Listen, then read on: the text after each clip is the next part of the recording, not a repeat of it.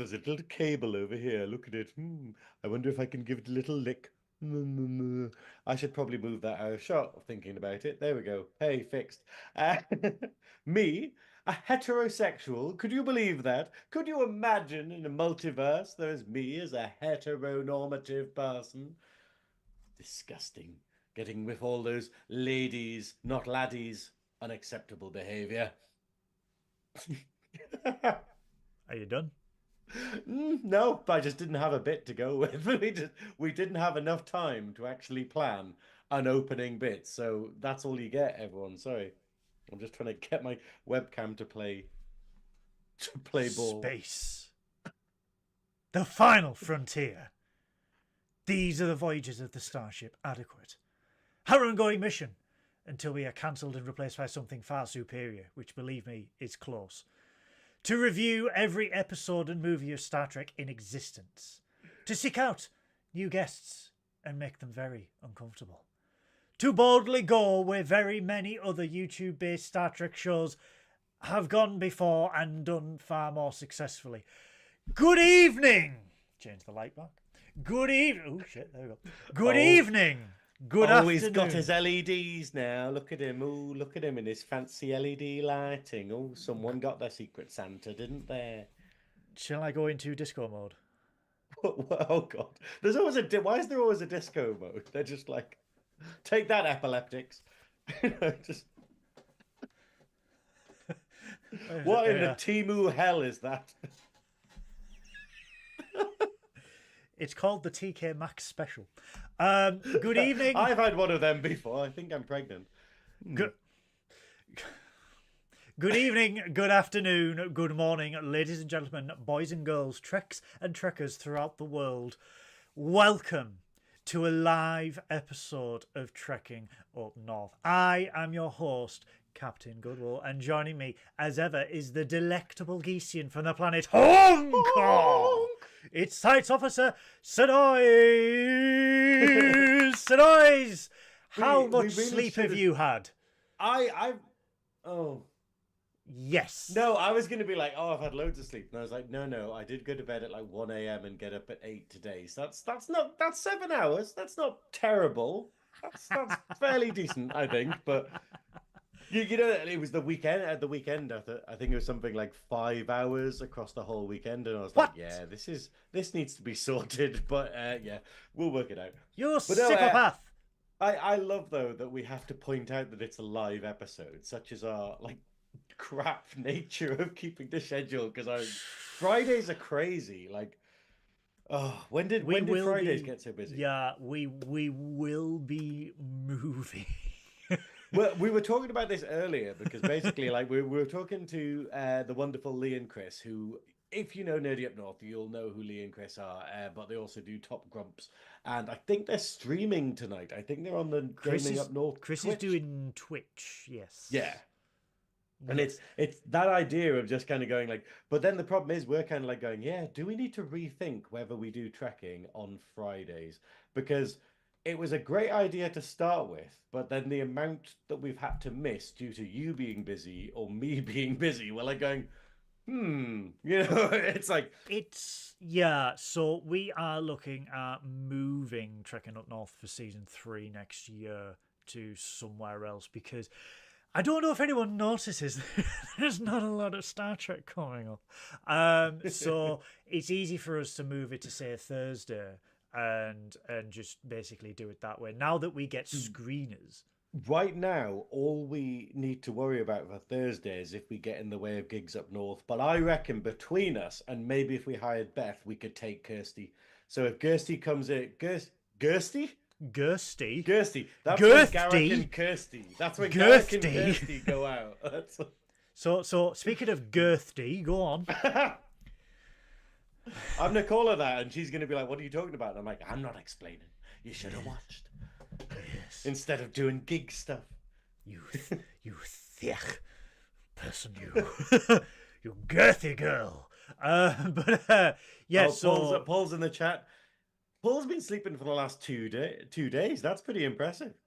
That's actually pretty impressive. Like, what is this sleep he discusses, weirdo?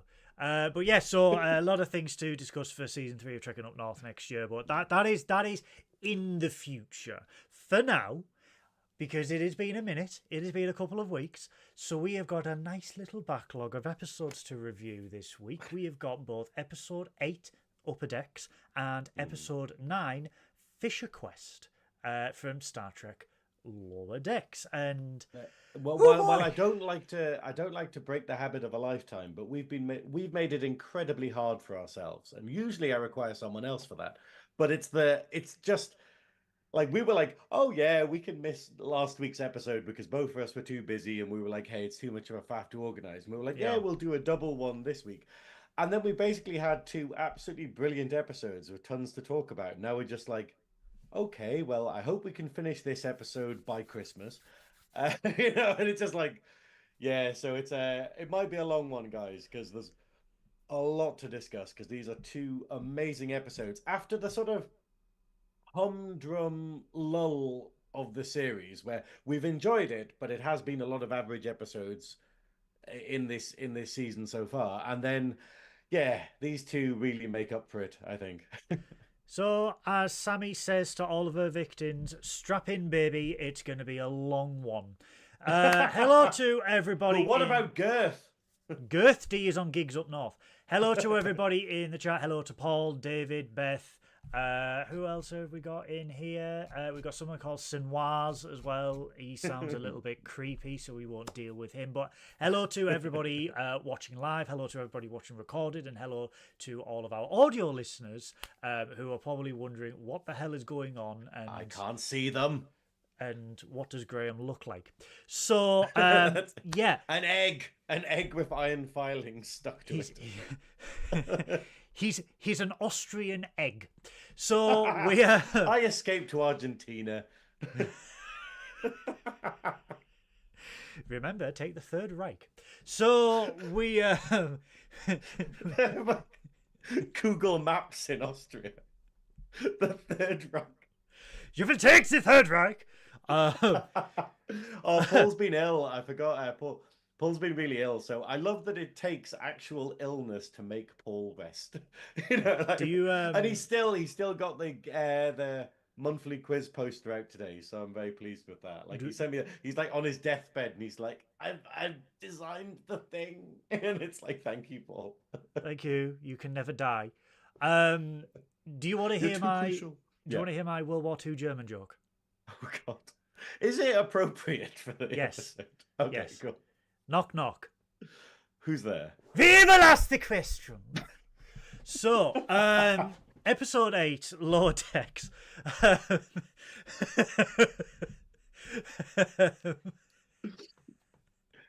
I've been dying to say that all week. I love that joke so much. She's in the attic. Anyway. Ooh, do you work for McDonald's? So, we Was it McDonald's or Burger King? It was McDonald's, because Burger King said we don't snitch. Yeah, and then Burger I'm sorry. I know we're meant to be talking about Trek. We're talking about Trek. It's an amazing episode of Trek, but it's the fact of this whole thing and the amount of I got sent like a screenshot of all of these women on Twitter being like, "I'd fuck him," and it's just being like, and it's just the most like. There's something when the world is literally on fire, pretty much. You just not literally, but when the world is on fire and you've just got people being like, "Yeah, cool, yeah, vigilantes are hot," but Upper Decks, episode 8 of Lower Decks. This is a touching tribute to the season 7 Next Generation episode Lower Decks, which is what the series is named after. And it's a great little plot twist to that episode because, as Boimler says, nothing ever happens on the Cerritos with the command crew.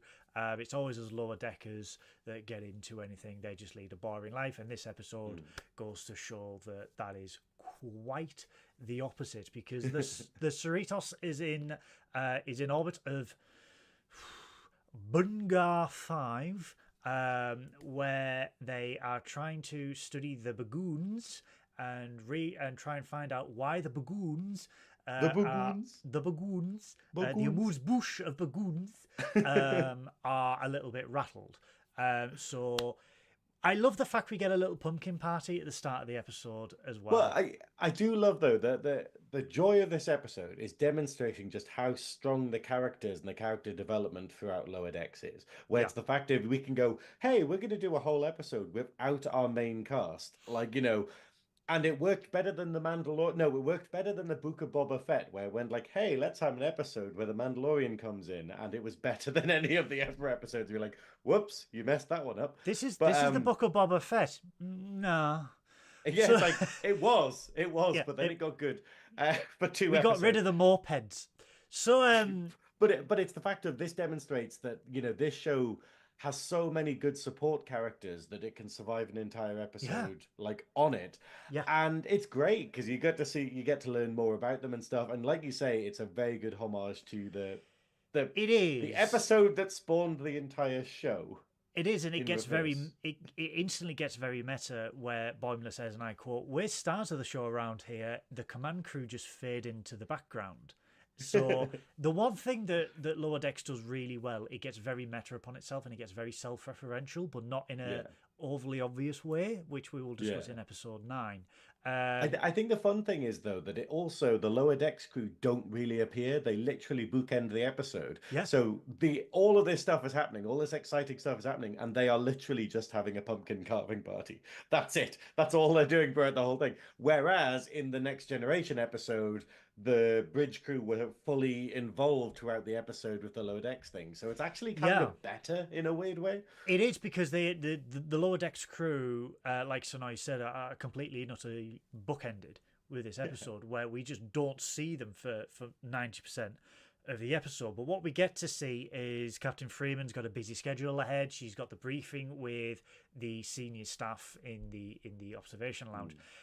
How are we gonna go through this? Should we talk about each of the different Yes. subplots fully rather than because Yes. I wrote notes and I just went, it's really confusing because it moves between them. It's probably better just to go, hey, here's Freeman's subplot, here's Shax's subplot, We'll just go Yeah, through. just saying. We'll just go through each one because we have got a Shax subplot, we've got a Tana subplot, which is my favorite. We've got a Billups subplot and a Ransom subplot, as well as Freeman subplot. So, which one would you like to start with first? I think we should probably do the Freeman because it's the most Next Generation style one. Yeah. Because like I quite like it that happy Friday the 13th, Damon. Oh god, it is Friday. You the 13th, delicious isn't creature. It? It is. It's Friday the 13th. That's. I hope it's nice and chilly in nice France, where you've got a It's stable lovely in government. nice France. Stable government that's not in tatters. Not full of wankers, but enough about the Labour Party. The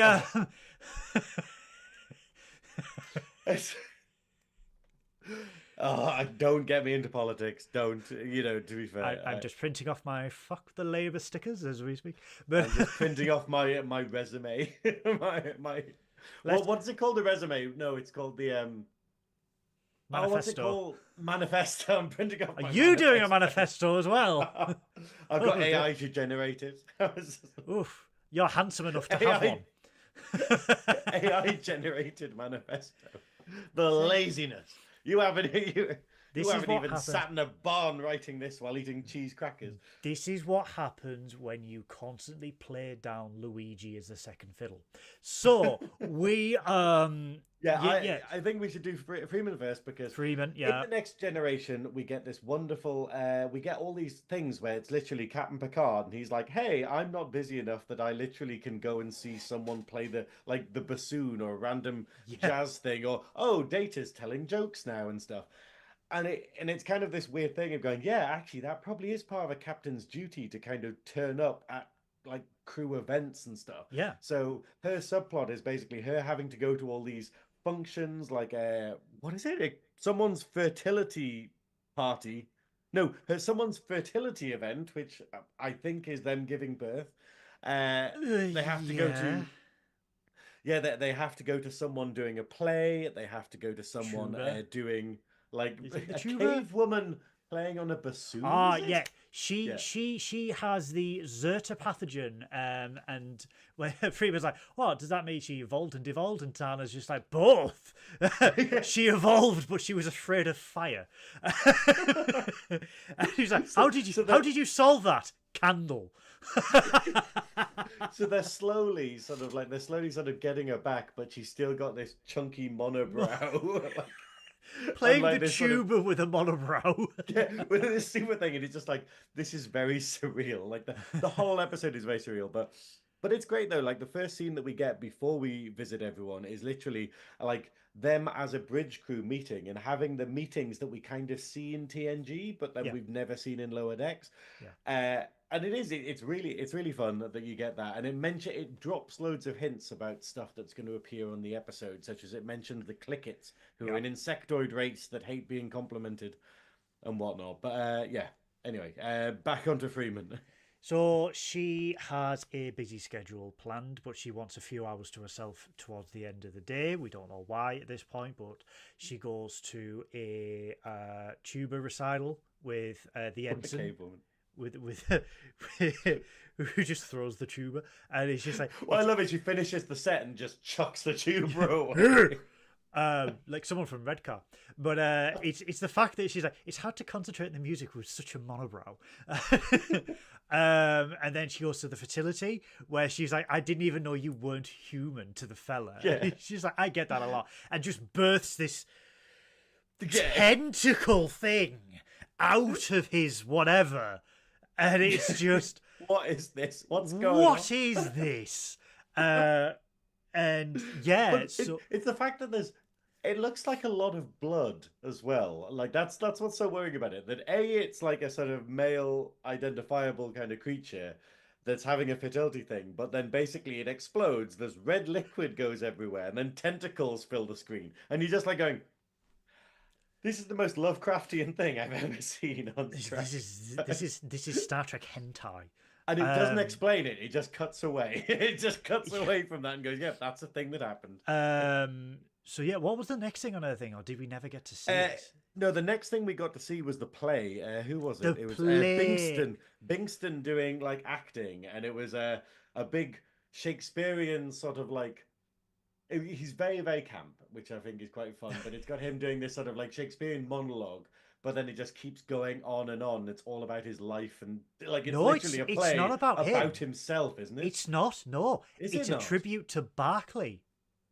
Is it? Yeah, it's a tribute to when Barclay was found out to have copied all the senior staff into holodeck characters in the Next Generation. What? Oh, I Yeah. didn't catch that. Yeah, and when he finishes, when he's like unseen, and when he finishes, he's like Chapter 2, the old birth years, and it's that thing that is a homage to when Data had a one-man show on the Next Generation, and the thing they're done, and everyone's clapping, and it's just like Chapter 2, and they all sit back down, and it's that I love that tiny little homage to that.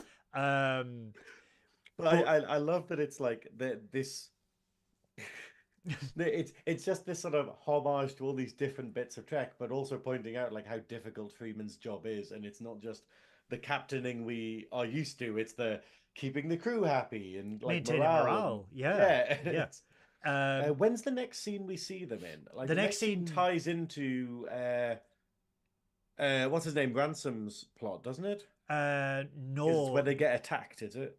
they get attacked by the Clickids when Yeah. Freeman is walking down the hallway to their next appointment, and they get attacked by the Clickids. We'll get that. We'll do that after Ransom's then.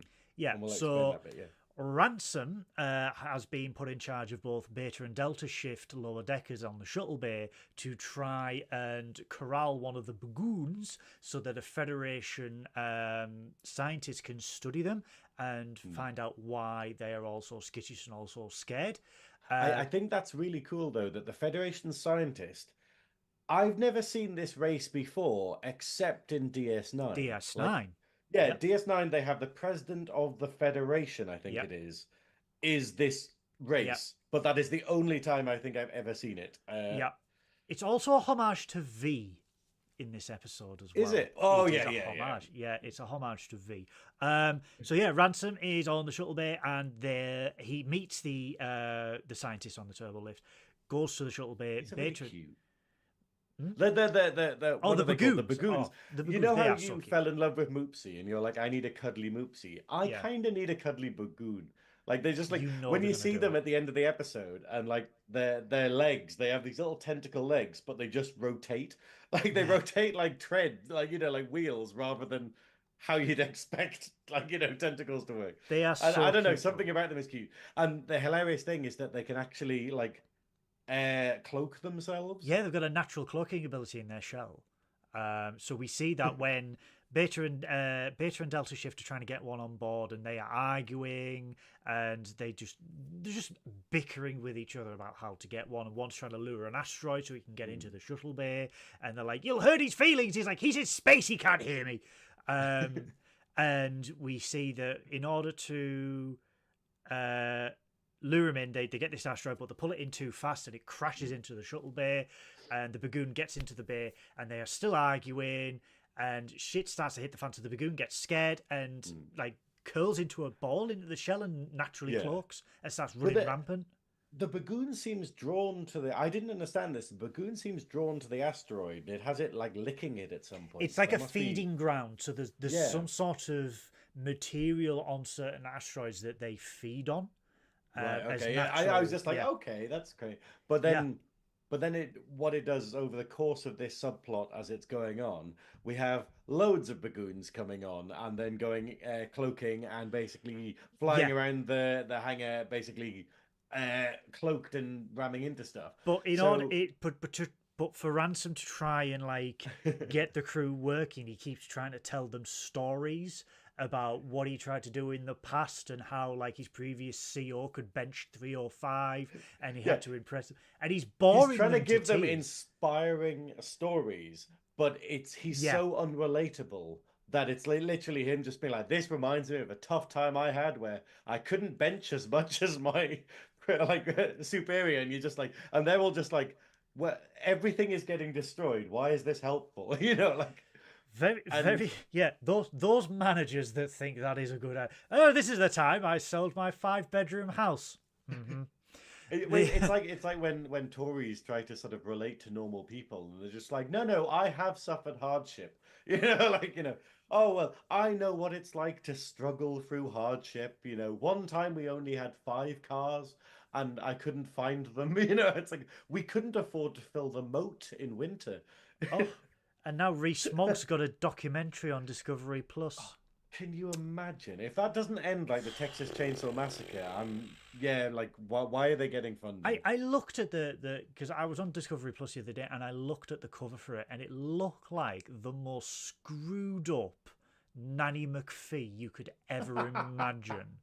Like if Nanny McPhee was run by like a boarding school principal, Yeah. and it was just oh, And rather than magic, she just pulls the stick out of their asses. I don't. I think It's it's. just I think it's. she just thoroughly burns the sawn house in. down. She just carries it. She's just like, yeah, there we go. I fixed that family. So Ransom is trying to give them an inspirational story, but it is not working, and more bagoons are getting onto the shuttle bay, and they are causing havoc, knocking shuttlecraft over, just causing absolute unmitigated chaos. And his second story, where he's just like, yeah, I got a thing, we're gonna hard time. You just gonna have to pick up, and he's just like, the crew are like, is he using this? Is he using this time as an excuse to work out? Yeah, so he's picking up packaging crates and basically like pumping them like dumbbells, and the people are like, how is this helping? Like, Yeah. and it's this idea of like them just turning away from him, ignoring him, and then basically just working out the solution. But basically while he's lifting the one of the bagoons knocks into the Starfleet professor Yeah. and knocks him to the ground, and then basically like he gets injured, and then he gets injured, something happens with his eye, so immediately runs out of the hangar and bumps into Freeman and her PA, her assistant. Their I assistant, think. yeah. Yeah, have we seen him before actually? We have. I can't for the life of me remember his name, and I didn't note it down. Yeah, I thought they'd changed Billups or something to start with, but no, it's just another generic bald guy because we all look the same. Let's be honest. But yeah, and then and then basically they go, "Oh, what's happened with your eye?" And then he reveals that there's this massive torn bit of his face, and there's Homage a to big V. alien underneath. Yeah, the lizard people, as the conspiracy theories say, but it is a homage to Oh, V now we're because back to Jacob Rees-Mogg. the lizard people.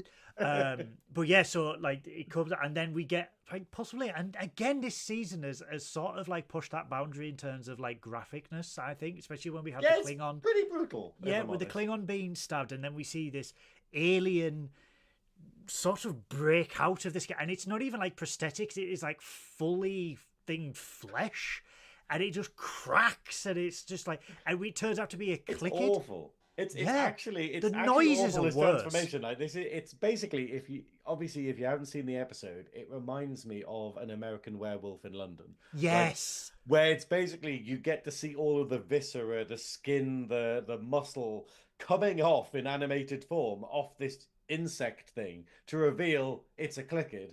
Uh, but then obviously immediately Freeman ruins the entire thing by being like, "Who are you again?" Yeah. Because obviously they're basically making a big deal about how sort of like no one ever remembers them, and like everyone ignores them, and this will be their chance. Once they've worked out and stolen the Bagoon's personal cloaking ability, then they'll be able to take over the universe. And Freeman's just like, "Wait, have we met before?" Yeah. And we fought. Yeah, we fought before, and he goes absolutely nuts. And then basically, there's then a clicked invasion. So we see the Clickids beaming into various parts of the ships, and they're like, we will disable your puny ship, and we will incapacitate your senior officers while we harvest the bagoons, and then we will harvest that cloaking ability and maybe eat them if they are tasty and the texture is good. Yeah, it's big ramble after his big speech, and I do like it that whole plan is expecting the higher ups to be the weak link in the chain. So if they can take out the actual bridge officers, then the rest of the ship will follow. And then what they end up finding out is that the bridge officers can kind of hold their own really, because immediately after this, oh god, no, immediately this after is where this, everything comes together. So it's kind of Well, shall we get to Tana? Yeah. Tana. So there's been complaints from crew that Ta'ana's way of working is not great. Her pain management skills. Yeah. Her pain management skills leave a lot to be desired, as in she doesn't have any. So she, but well, basically, the fact she kicks off, she's like, "Who squealed?" Yeah. It turns out that basically, Tiana, is it Tiana? Tiana. It's Ta'ana, yeah, but Ta'ana. It's just, yeah, Ta'ana isn't actually giving people painkillers, because she's basically going, you can take it, you bastard, and it means that people are in absolute agony purely because she has crazy pain management. Like she has crazy, and I quite like this, because this reminds me of when I went to the doctors the other day, because I was getting my regular health checkup, and when you get a nurse, I don't know how often you get bloods done or whatever, but because I'm on sort of prep and stuff, I have to get my blood tested every couple of months. And basically you get nurses that just don't give a shit. You get nurses who are like, "Oh, you don't like needles? Okay, tell me." And like Beth, you definitely be able to relate to this, where you get the good nurse who's like, "Oh, are you okay? Well, I'll just warn you and I'll do all of this and stuff." And then you get the nurses who just, I don't know, it's just their bad day of the week or something, and they don't give an actual shit. Yeah. And it's just like they just literally go, "Oh, you don't like needles? Well, here it is. Oh, I've jabbed it in you. Oh, I've missed the veins, so we've got into the muscle, I guess, And you're just like, this is, thank you very much, you bitch. When I got rushed to hospital a few months ago with a suspected brain hemorrhage, I had one nurse who just legitimately could not give a toss, and tried 3 times to draw blood from my arm, and the 3rd time, very much like what happens to Paul, I just passed out. I lost consciousness on the bed, and wow. and apparently she was just like, oh. And I'm like, that's really? Yeah, but I mean, I've had them before where I got rushed to, oh god, my chest had locked up. Like I couldn't move or anything like that, so I had to go in an ambulance. and I waited like 3 hours in A&E, and the woman, because I was at work and I got sent from the hospital, from work to the hospital. Hold on, And your work let you leave? my old job, yeah, because they had to call an ambulance because lawsuit. But I just fully imagine like the way you talk about your job, that basically like they'd be like, "Oh, well, you're not dead, are you? So it can't be that serious." oh no, the old regime's gone. She's ruining something else. But this was my old job, and they'd sent me to the hospital in an ambulance, and I got there, and I waited 3 hours in A&E, got in, and I got the world's worst nurse, where there's just no bedside manner at all. And because I came from my office in Stockton, in Thornaby, she said, "Why have you come here to James Cook University?" And I was like, "Well, I was sent here." "But you are from..." The ambulance came here. "Yeah, you are from Stockton." I'm like, "Yeah, but I don't live there. I live like the other way." And she just pumped me full of fucking morphine and just left me in like the booth. And I was just high as a... And I genuinely, to this day, cannot remember getting home. Like, I was apparently just pumped full of fucking morphine, left in a booth, and then the next thing I remember, I was in my bed. So I was just like, did they just put me in a trolley and push me in the general direction of my house? Like, I think it's going to end up like the scary Next Generation episode where Riker realizes his arm's been taken off and like put back on. You're just going to be like, wait a minute. But yeah, so Taana is told to basically brush up on her pain medication. You know what? I should have known when the nurse came in the room and she was cross-eyed. What's it called where you have one eye that's facing the wrong direction? Like it doesn't... Is it Lazy cross-eyed? Yeah, she had lazy eye, and I was like, I don't know if it affects your ability to actually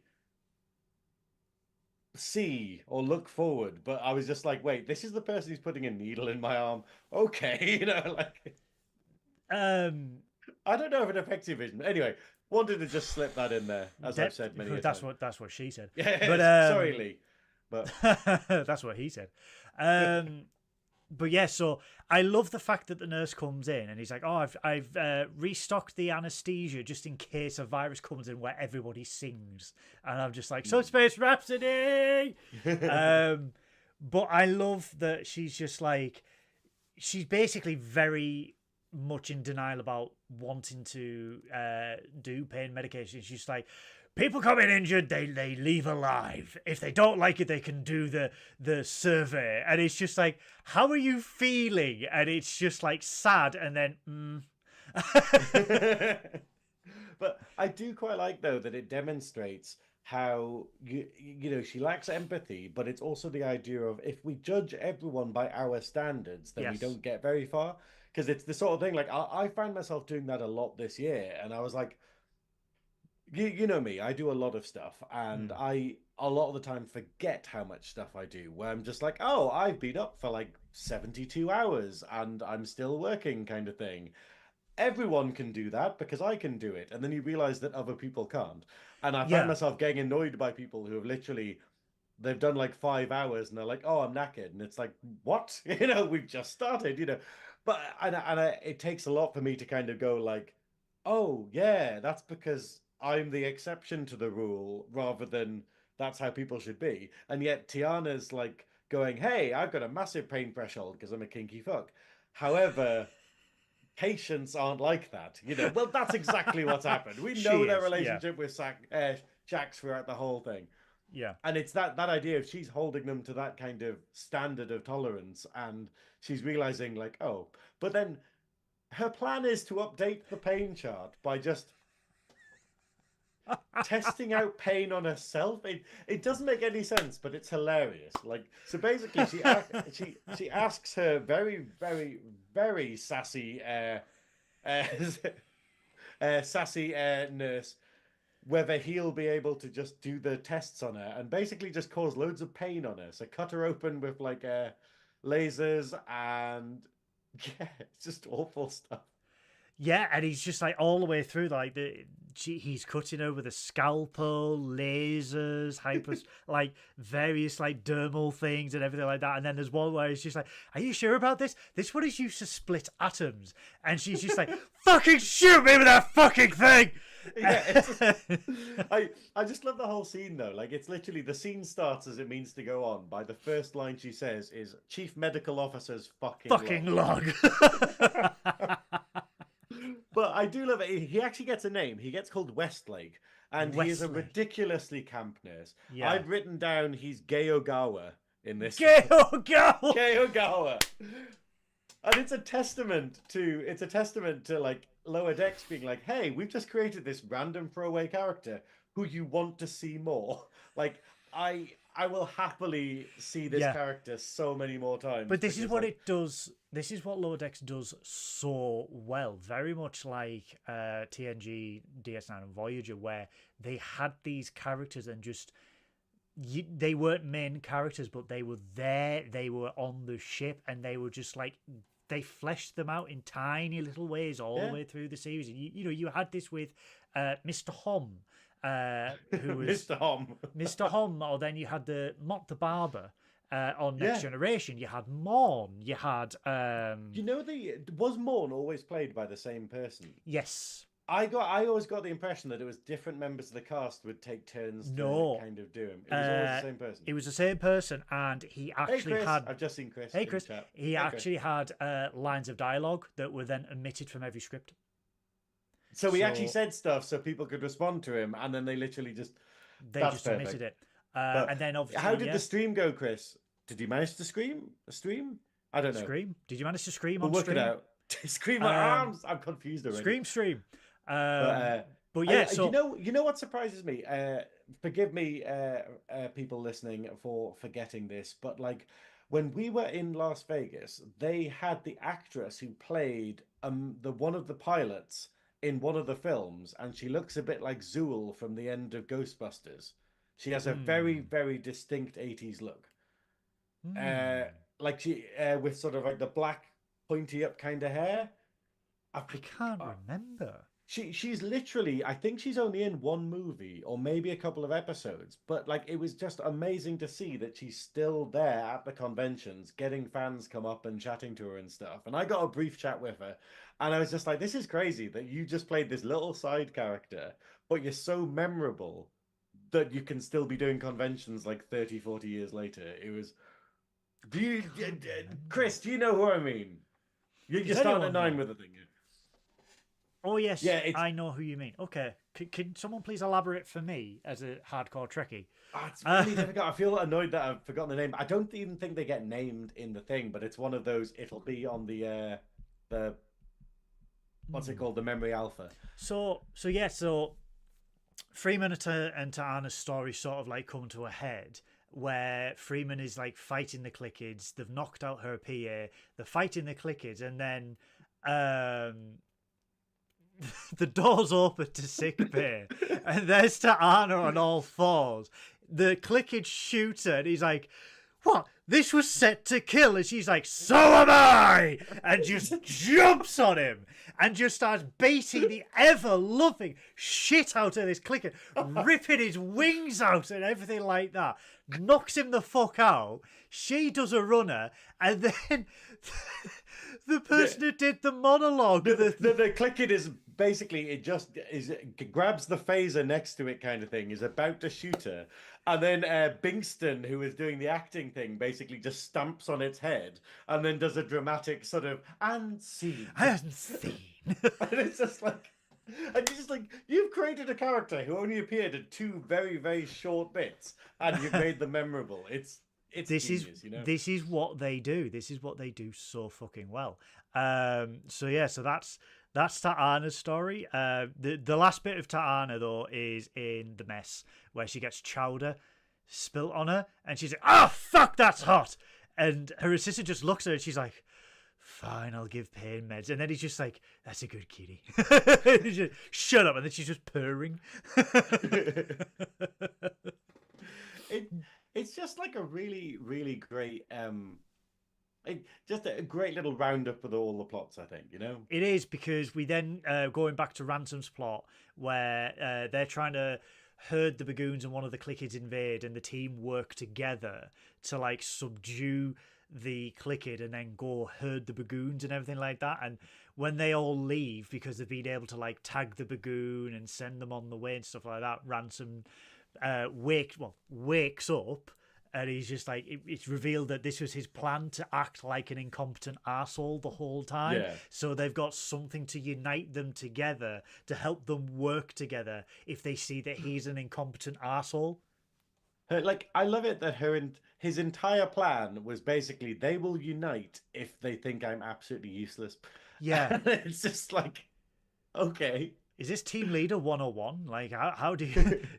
Is this the hidden book that we've heard so much about? But yeah, so that is Ransom's one. We'll go to Shax's next. Well, this is the one that I got excited about because this is the thing. I lost track of what episode we were on and reviewing. 8. And but yeah, no, but it was like when we were watching them, but it was the fact of I had 3 separate people, yourself included, messaging me being like, have you watched it yet? And I was like, what do you mean? Like, you will love it. You will absolutely love it. And then I wasn't sure if they meant this one or the next one, like episode 8 or 9. Because in this one, I love that we pretty much get a par wraith. Like, I would say it's a par wraith. It hints that it's a par wraith, or he thinks it is. Like, it suggests that Shax is possessed by a par wraith, because basically what happens in the initial briefing, he basically has a hallucination of, like, actually, Goodwill, lean back a bit. Lean back in your seat, and then go to your left.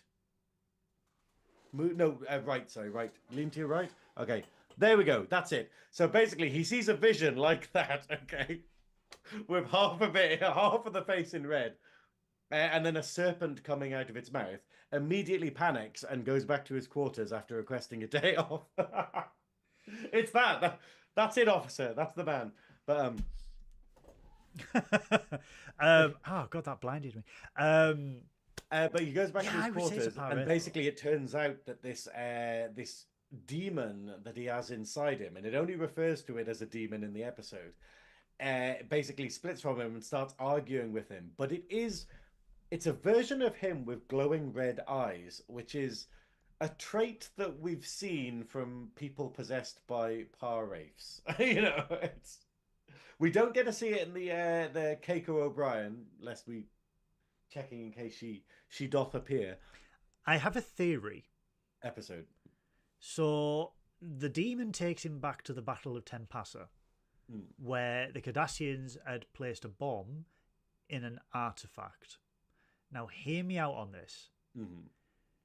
Did that artifact contain a par wraith, and when it exploded, was released and went in and delved into the first body, like the first person that was alive there? I can't get my words out tonight. It's a great theory. I mean, it's one of these weird things where in DS9 the Bajorans don't seem that sort of fussed about the par wraiths, as in they're sort of like they don't really believe they're real. Like, there's still people like sort of like loads of characters who are just like, oh yeah, par wraiths are just kind of stories, when they're actually a genuinely tangible entity kind of thing. It's probably like in our in like world religion, like Christianity, it's like, oh, the devil's not real, that's just a parable kind of thing. But then if the devil did turn out to be real and could possess people and stuff, he's got a reality show on Discovery Plus. It's oh god. But it's a good, like, I think it's a great little plot line, but it's really funny because it's basically got this it's got like him being confronted with this sort of spirit, this evil spirit version of himself and whatnot, and the spirit's like, oh, what are you gonna do, kind of thing, and he's just like, I'm going to meditate. And then he gets down on the floor, meditates, hums to himself or whatever. And the demon's like, and the wraith's just like, oh yeah, you're gonna hurt me with humming? And he's like, no, with my fists. And then his soul, he astrally projects out of his body, punches the demon in the face, and then goes into a massive fight. And it ends up coming back to it later, and he snaps the wraith's neck, and then gets teleported to the memory of the Battle of Tenpasa. Yeah, where he then has to fight all the zombie Cardassians that he had killed. But when in reality, the people that he's actually... Well, it cuts away. He starts fighting the Cardassians, and then next time it cuts back to him, he's literally on a pile of about 100 dead Cardassians. So it kind of suggests that he's literally snapped the neck of 100 Cardassians. Have you ever Which, seen have you ever seen the size of a fucking Cardassian neck? That is an achievement. Well, this is the thing. Like, It has two look, backup spines. look at the size of a Cardassian, and then look at the size of Shax. He Yeah. is a unit. Have you ever seen the Venture Bros? Yeah. Shax is Brock Samson. I wonder if it's like a homage. Yeah. You know, like it's got a lot of stuff with Venture Brothers, like, you know. It's But like, yeah, what was Brock like you were Samson? saying. Brock Samson, half Swedish, half Winnebago, all killing machine. That's Shax. I like it though. But yeah, like you were saying though, it basically has that happening. But then it turns out that when the Clickids attack, they reveal their plan. They basically run into the room where he's sat there meditating, and they sort of are about to like attack him. But then inside his like dream world, he basically takes control of his body again to fight the Cardassians, and it turns out that the Cardassians are the same as the Clickids. So he's basically, as he's punching the Cardassians, he's actually beating up without thinking all the Clickids around him. I've explained that so badly, you know. No, but like essentially, like his meditation state where he's fighting the Cardassians is actually him fighting the Clickids, and he's not aware of it. And when he finally, like, when he kills the Par Wraith at the end of it, and he gets back into his body, and he comes into reality, and he's just looking at this. Just a floor full of Clickids, and he's immediately Shax is like, "Oh, buddy, I'm so sorry." But yeah, and it's just like I like this, but I firmly believe that Shax has had the has been possessed, well, not possessed, but they have had a Par Wraith in them at this whole time. Well, it's the fact of, like, you know, it would be fine if it was just like, oh, because he later on in the episode he explains it as, oh, that's the ghost of my unresolved anger because of like what I went through in the war.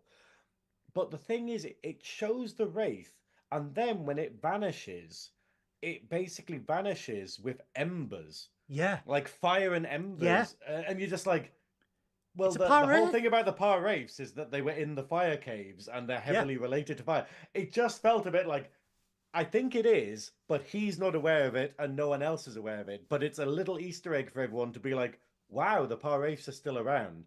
Because DS9 kind of suggests, oh yeah, they've all been sealed away and killed kind of thing. But you're like, nope, still around. This one, when you think about it though, but this one was sealed away until the Cardassians planted a bomb on the artifact. It's so fucking dumb though. Like, what were the prophets thinking? Where prophets are just like, hey, let's seal them all in the fire caves, except this one, we'll put this in a tiny little statue. Oh, what should we do with this one? We'll just have it wandering around the fire caves so it can possess Keiko. Oh, what do we do with this one? Let's put it in this relic that Cardassians can blow up. And you're like, for beings that are meant to sort of like, you know, like be greater than space and time, the prophets are a bit dumb. Actually, no. The thing is, actually, in DS9, every single instance of one of the prophets doing something does have a payoff. So it's just a very long game where they deliberately wanted, well, aside from Keiko, all of the other incidents with the Par Wraiths were stuff that the prophets were like, hey, this needs to happen in order for the Cisco to prove himself or for the reckoning to happen and stuff. So it's, yeah. Well, they are wise in some respects, but lack wisdom in others, shall we say? Yeah. Yeah, we'll do that. The final story is Billups in engineering. I love this little storyline where an ensign comes up to her and she's like, oh, we've got a burnt out bulb on this plasma relay. Can you just help me? And he's just like, yeah, sure. And then I realise that like the repairs that Billups have done in the past, he's sort of like shantied everything together and slapdashed everything, and it just becomes a chain of events where he's like, I rerouted the plasma through these, but I just forgot to get something new, so now they're overheating, and then they fix that, but then it's having a knock-on effect on this one, and then they realise that it's going through a system that he bought from these aliens, but it's got like this AI that captures Billups, and as Billups is being captured, he says... No, it's absolutely brilliant. It's brilliant. He's talking about he got it from the Binars. So he basically bought this stuff from the Binars, And then he's just like, well, what does he say? He He's says to her when he's captured, he's like, quick, oh, an te- AI golem. He's like, AI golem, yeah. if we do this, it'll activate an AI defense golem. The way to defeat it is to reboot it while telling a sad story from your childhood to indicate that you still have emotions. And it's just like, what? What? And he's just like, oh yeah, that's just a thing that That's just exists in the system. And it's that's this just the huge thing. Mega Man boss type thing coming out the control panel, and you're like, what is this? But they like she defeats this AI golem with an axe. He's in for some reason he's in a coolant tube, about to accept his death, and he's like, "This is how every engineer wants to go, by coolant in a tube." And she's just like, "No," and she grabs the axe. She's like, smashes it. "What are you doing? That's for emergencies." That axe is for emergencies only. And she's like, how do you define emergency? I know. He's literally about to die. But I love it, and it's the fact that it's reminiscent of the Spock and Kirk moment. Yeah. As well, I mean, he's just like, what the hell is this? And it suggests that this is just a normal day in his life. But I don't know anyone listening. Like, I got PTSD from this side story because anyone who has ever worked in code will be able to relate to this, where you just find one thing, you just have to change one thing in a script somewhere, and then you look at it, and then you're like, what is all of this other shit? And then you start unraveling it, and you're like, oh God, oh God, like all of this. Who did this? It's literally just tied together with string, and then you end up spending a whole day having to look into everything to work out whether it needs to be fixed or whether it's a put it on the list and get around to it eventually. But yeah, Coders but I do and love though that they take the panel off where the light has gone out, and literally it's just fire. It's just fire inside the tubes, and then they take all the things off, and it's everything is on fire inside the tubes, and you're like, okay, this is a serious thing. But it's the fact he's just like, I must have had an off day. My mother might have been visiting.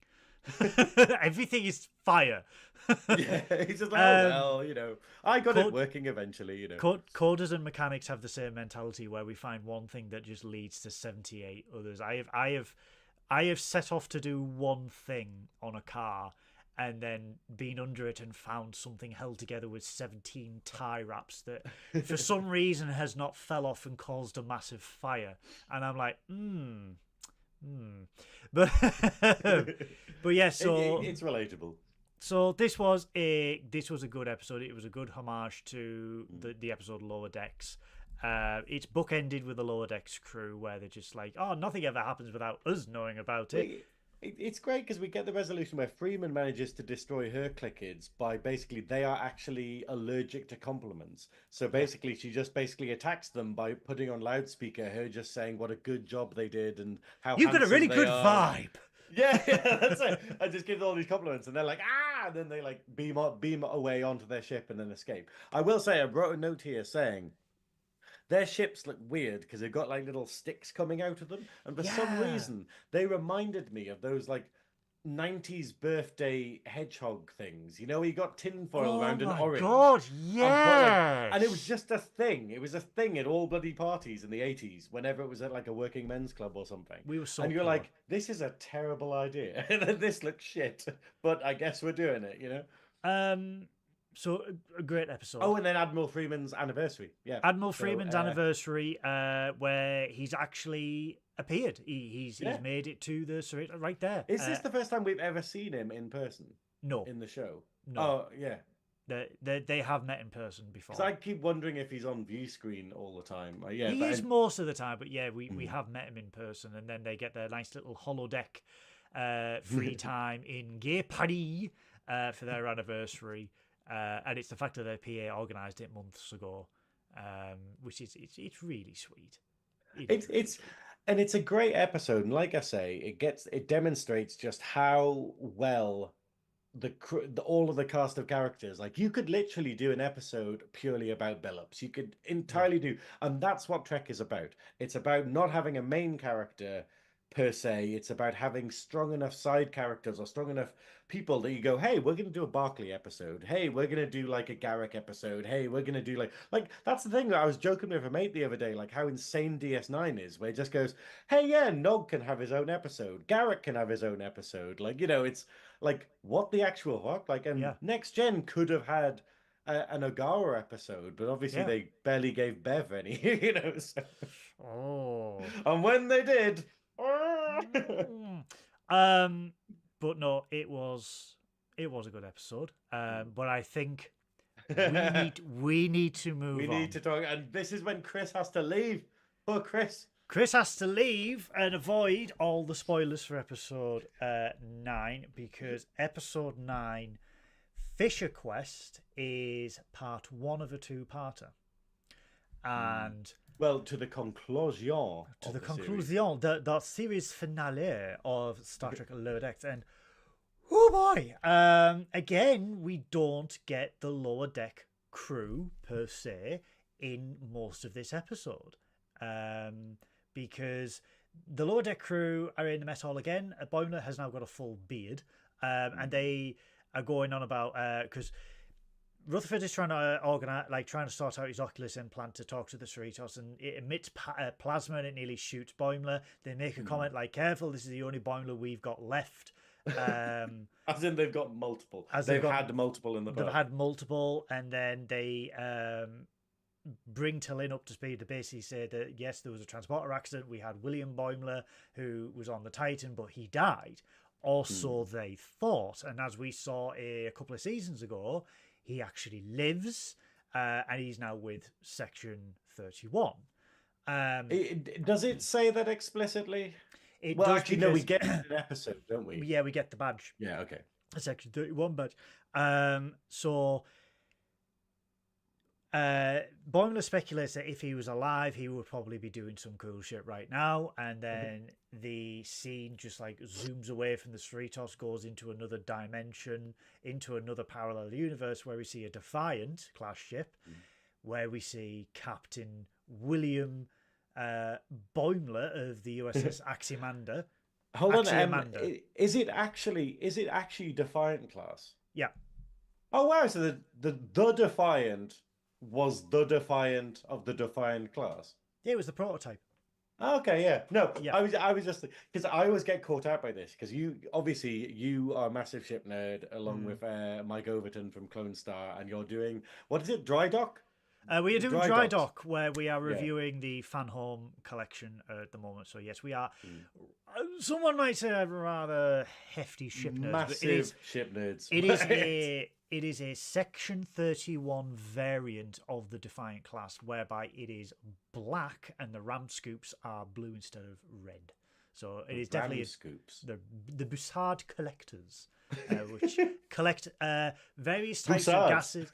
They collect various types of gases and dark matter to fuel the engines, which is actually a real scientific principle that is to be considered in the future on warp drive ships if they ever get to that point, because it is a real thing. But I yes, love it though that Trek science is based upon real world science, yeah. but it's all theoretical. But it's like, wow, okay, if this principle was true, then this could be true. It's wonderful stuff.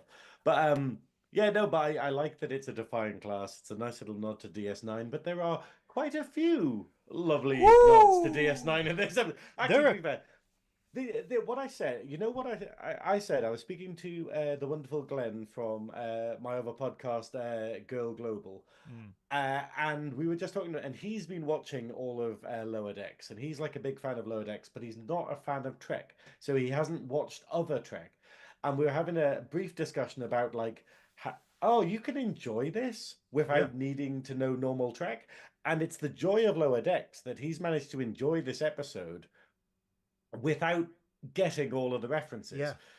And it never struck me, you know, because obviously loads of people are like, oh yeah, Lower Decks is just fan service. And you're like, no, it's good writing. It's a good show, it's good writing.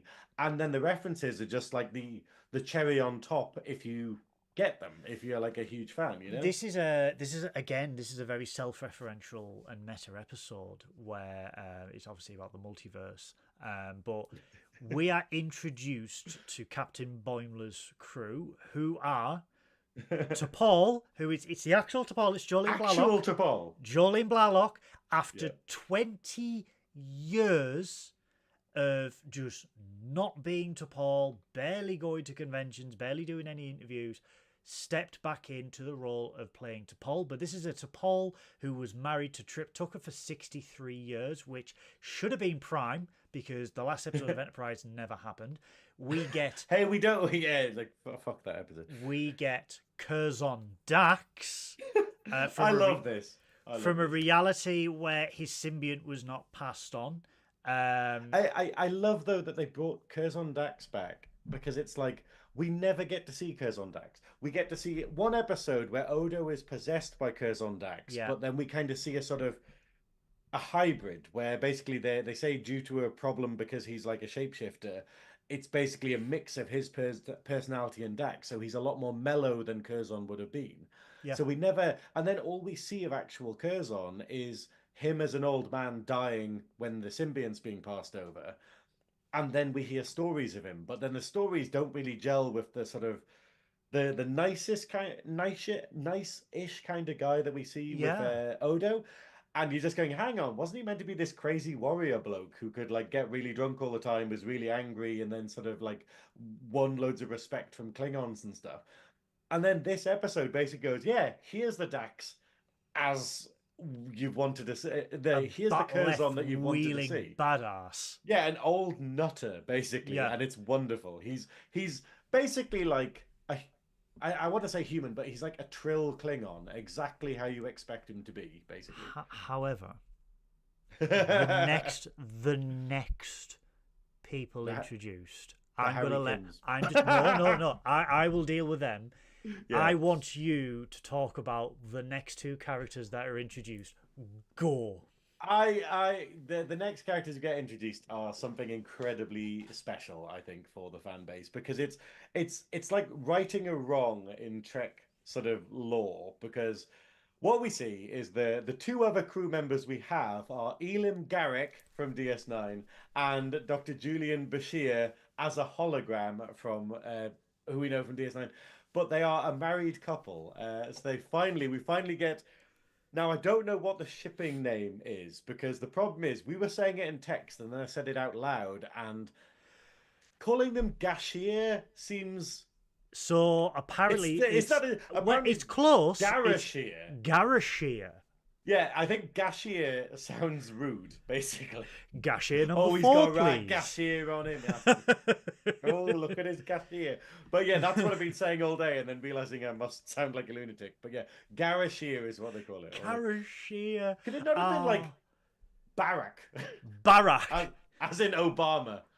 Barack Ogawa. Oh my god. That's why it's a threesome. Barack Ogawa is basically like Elim Garrick, Julian Bashir, and Nurse Ogawa just smashing together. Woo, who needs a candle? Fully two-vixed. Fully two-vixed. So yeah, we get to see Garrick, who's the ship's surgeon, as well as Dr. Bashir. And now, then to explain more about why this is so important, it's the fact that if you haven't listened to our episodes before, in terms of gay and queer representation in Trek, it was very much something that felt natural in DS9 for Garrick, and because the way Garrick chose to, Andrew Robinson chose to play Garrick was very flirty. It was very camp. It was very sort of like, like very camp, and it had him flirting with Julian the first time they meet, and Julian being very sort of, unsure about it. But then they get this wonderful friendship together where they're eating dinner together and stuff. They're sharing stories together. And there's this sort of like, closeness to them. And then obviously because it was 90s Trek, they were like, we can't do this.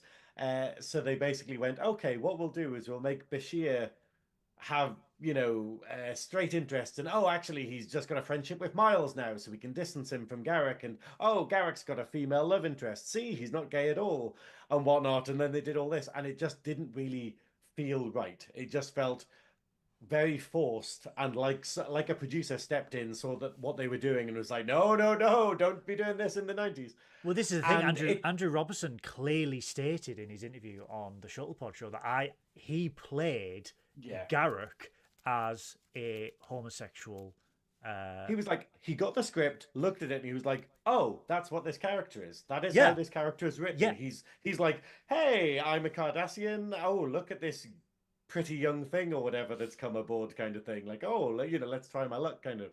And it is he plays it exactly like that, and it's great. and he But did it under the noses of the producers, who were completely and utterly unaware that he was doing it for years as well. This is the thing. This was years. Um, and then the and writers were obviously trying to put it in that kind of direction, and then obviously there's a very definite moment in DS9 where it's like, nope.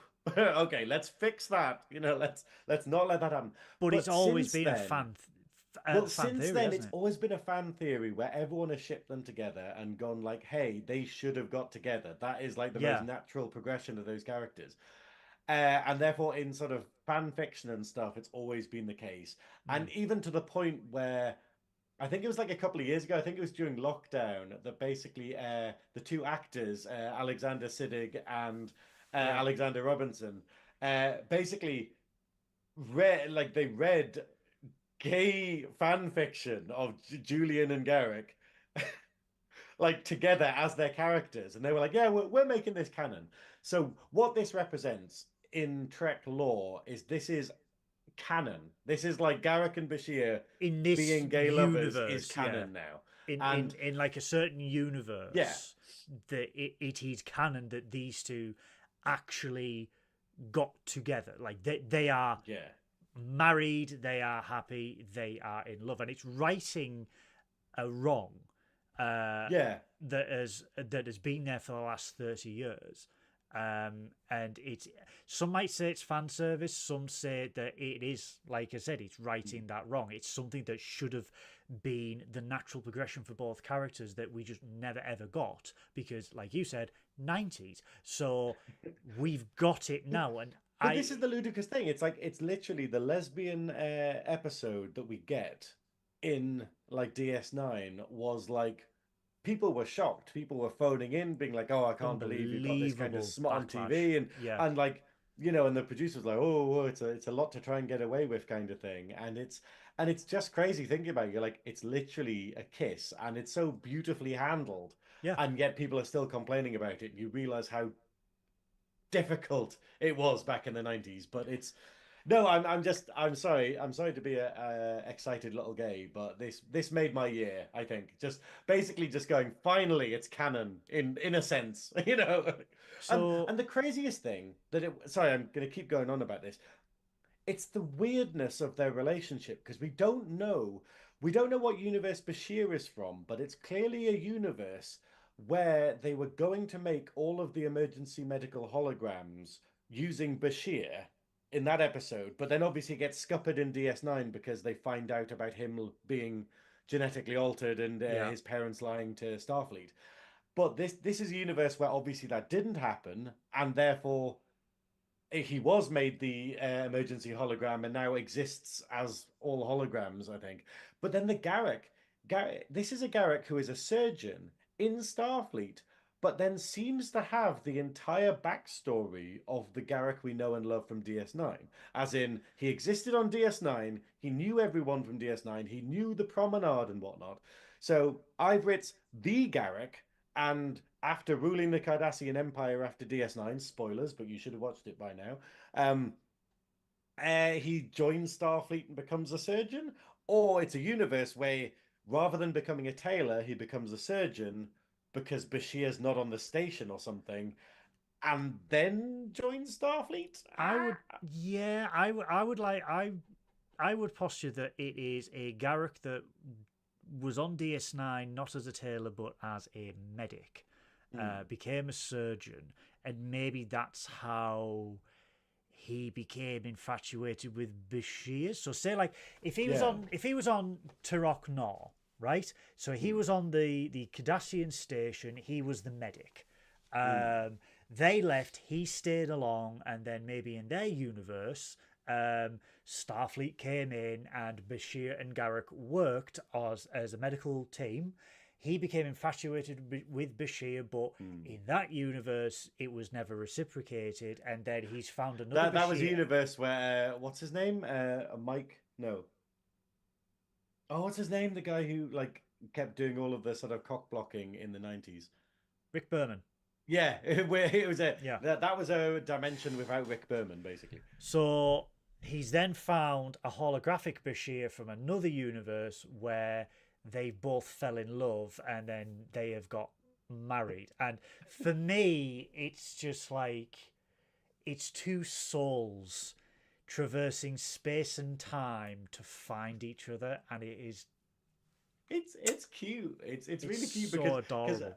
because obviously the canon that sort of like the actors have come up with now and they've kind of agreed between them is that after the events of DS9, at some point they get together.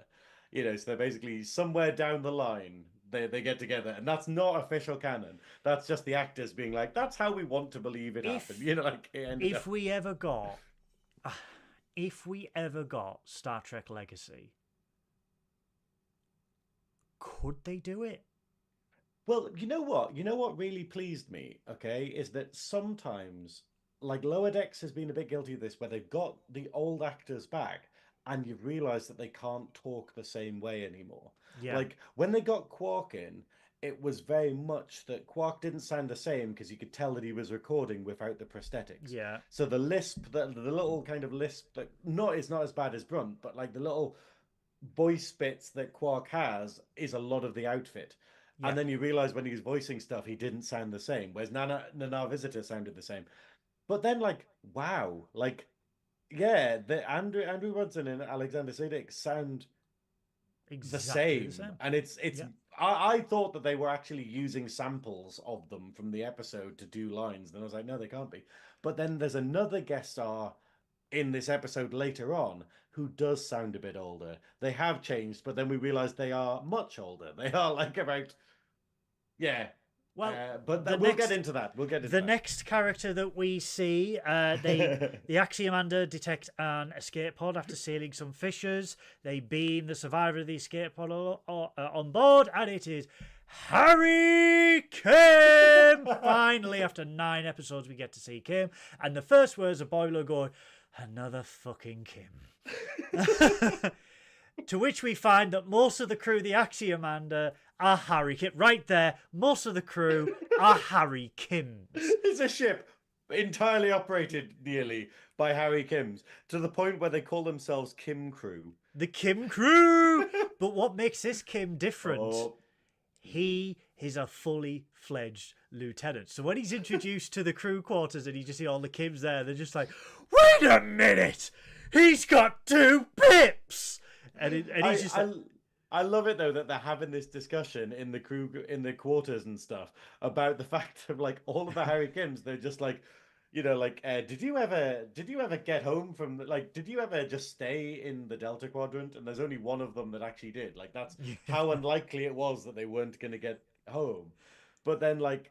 What you know, and it's a bit weird though because you have a few of them that are going, "Oh, what? You never got to be in the captain's chair?" Whereas we had that quite a lot in Voyager, where Yeah. everyone else went on a mission and Harry Kim literally was captain. yeah. Like, you know, in the captain's chair and stuff. And it's like, that's kind of surreal that he is literally an ensign that is a captain, you know? So the fact that, again, another like fan. Should we say bugbear is that Kim was never promoted in the 7 years, and the fact Yeah. that just Kim says in this one scene, "Wait, you are all still ensigns? That's fucked up." And it's just like, yeah, at least they Yeah. acknowledge it.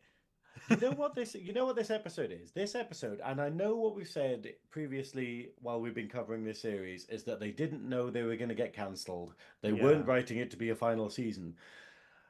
This episode, well, these previous 2 episodes feel very much, and like the first episode, I think, very much feel like they're tying up loose ends. Yeah. This feels like Biden pardoning his son before he leaves office. You know, basically just being like, oh, well, while I'm here, let's just sort this out. Okay, Harry Kim has been promoted. You know, Garak and Bashir do get together and are sort of canonically gay or bisexual in the Star Trek universe. And also this is what happens to. We'll mention it later, but another Yeah. famous character from a movie, and it just feels kind of cool that they're just doing this. They're just like going, "Hey, cool, we're fleshing out the other characters more. We're giving everyone time to do things. We're answering questions that weren't there, But that they are needed answering, and then they're adding to canon. I think but they is are doing it in a clever way where it's just like, yes, but this is a quantum reality and these people are from different quantum reality. So although we might not get what we want in our prime universe, this actually occurred in this universe, in this universe, in this universe, and they've all been well, brought together onto this ship to fight, well, not fight, but to find out why these quantum fissures are opening all the time, which brings us on to the next person that they find when they're trying to seal a fissure. They see a shuttlecraft trying to warp through. It's about to blow up, they beam him up, and it's an engineer mariner. And Boimler, who has just been absolutely sick to death of Kim's multiverses, and he actually says, I'm trying to find it here, it's all derivative, repetitive remixes of things we already know, which is a direct shot fired to like Star Wars, the Marvel, DC, everything like that. It's a direct shot, but he's feeling it because he's sick of it. He just wants to explore the galaxy with his friends, and you can see in the way he sits, the way he's conducted himself, he's got, 5 o'clock shadow. He's clearly tired of all this, and when he sees Mariner arrive, his face just lights up because it's a semblance of normality that he has not had. It's a semblance of familiarity that he has not had so far. All right, she's a different Mariner, and we find out that she's more of an engineer who likes to play it safe and doesn't take a risk. But very different from the normal Mariner. But his familiarity is still there, and I love the fact, because we've glossed over it, but he's like, we need to find out who it is. Oh, it's going to be like a Borg Kirk or a Mirror Universe or a human Worf. Yeah. And it's a reverse Picard, which sounds like a sexual activity. I'm going to give it that. Like, surely a reverse Riker is when you don't get your leg over. I'm trying to think. Picard in reverse is Drakip. Drakip. Is it Drakip? That's what the name. They should have been really cheery. Like cheesy. You know how in like the Castlevania games, like the character of Alucard is Dracula the son, and it's just Dracula backwards, and it's that's what they should have done rather than Shinzon. They should have had it as a Drakip. Yeah, Luke John Drakip. But I do like, though, that the shots are fired at the concept of multiverses, where it just goes, hey, it's just lazy, because you just go, whoa, look, you can fit all of the different possible things in, and it's all just crap, and oh, look, it's this character, but they're slightly different. Boring. And it's kind of a shot at Marvel at this kind of reliance on multiverses. Well, this is what Deadpool and Wolverine did as well. Yeah, that's it. Like, really well. Like, and they're both really good parodies of going, this is kind of lazy writing when you can just have anyone coming back to life and doing anything all the time.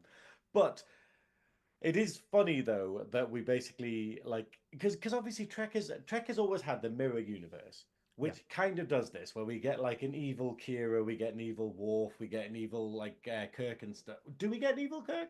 Yeah. Hi, how do you? It's been so long since I saw it. It's like, but it's all of that stuff where it kind of used it sparingly, because there's literally about 6 Mirror Universe episodes. In total, there is not a lot. Discovery really went to town on the Mirror Universe. Oh, well, yeah. Yeah.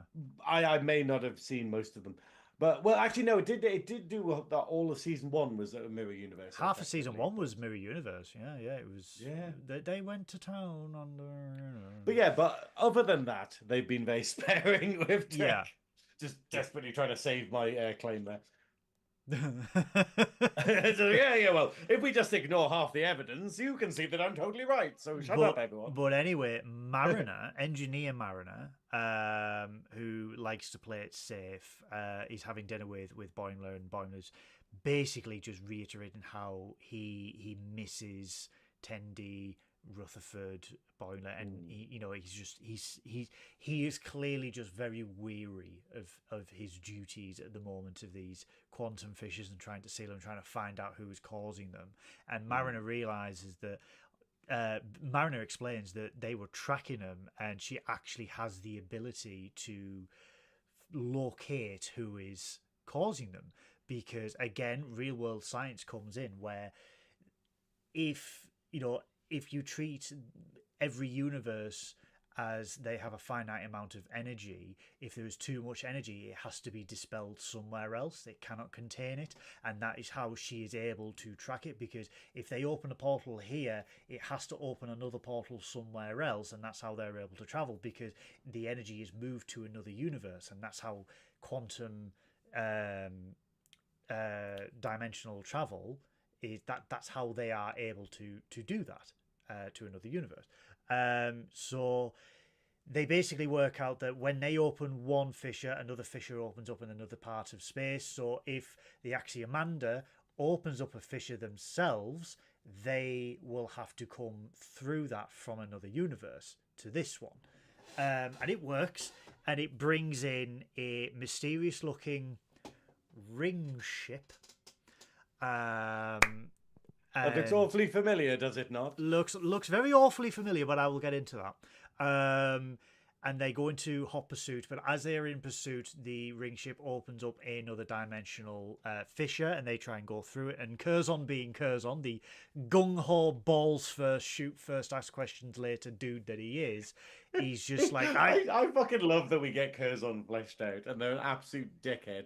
Exactly how we expected them to be. Exactly how it's expected. When they are between universes and they're going after the ring ship, and he fires at them as they are traveling through, and it just. But Boimler's like, "Hey, don't shoot," and he's like, "Fuck off!" He's like, "No, I'm gonna do it anyway." But I do love that though, because he does shoot them, and it does actually work. It causes them to have to force land on this planet, like crash land on this planet. And I think, what is it? T'Pol says. Or T'Pol says something. Curzon's insubordination may have allowed us to catch up or capture whoever is doing this, and all you hear is Curzon just go, "Told you," or something like that. Or "You're welcome," or something like that. But yeah, so they I wrote it down. I can't find it anymore. Oh bollocks! Yeah. Sorry. So one thing we skipped. I've just seen my notes though, where we did get a line when Mariner first comes on board. The first thing she says after hugging Boimler is like, "It's like Boims. I think that's T'Pol." Another thing that we miss as well, like almost referencing how iconic it is that they got her back. Yeah. Like. Another thing that we miss as well is T'Pol and Curzon having a conversation in the mess hall where being very, very different people. Very logical Vulcan. Very frosty, and it's almost like they do not get along with each other at all. But yeah, so they land... As you would expect them to be, because the fact is, like... The chalk and cheese. Yeah, like, I don't think Dax has ever had any Vulcan friends. Ooh. Yeah, like even she had a crush on doesn't Spock. Really. Yeah. Oh no, she had a crush on Spock. Yeah. But she never went out with him. She went out with McCoy. Well, who was it? Which one of her? One of the gymnast. McCoy. It was the gymnast. Yeah. Yeah. Went out with. If you can remember that, yeah. So they land on the planet and they go after this ring ship. It's a boggy planet. First time we've ever saw a Defiant land. It was always capable of landing in the technical manual. It has the ability to land.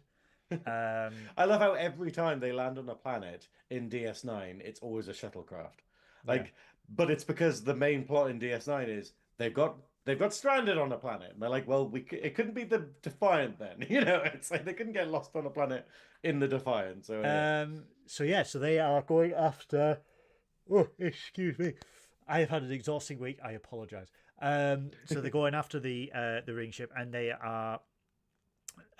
They come face to face with these cute little salamander type aliens. They look like axolotls, don't they? They look like That's what they look Moopsie like. a little bit.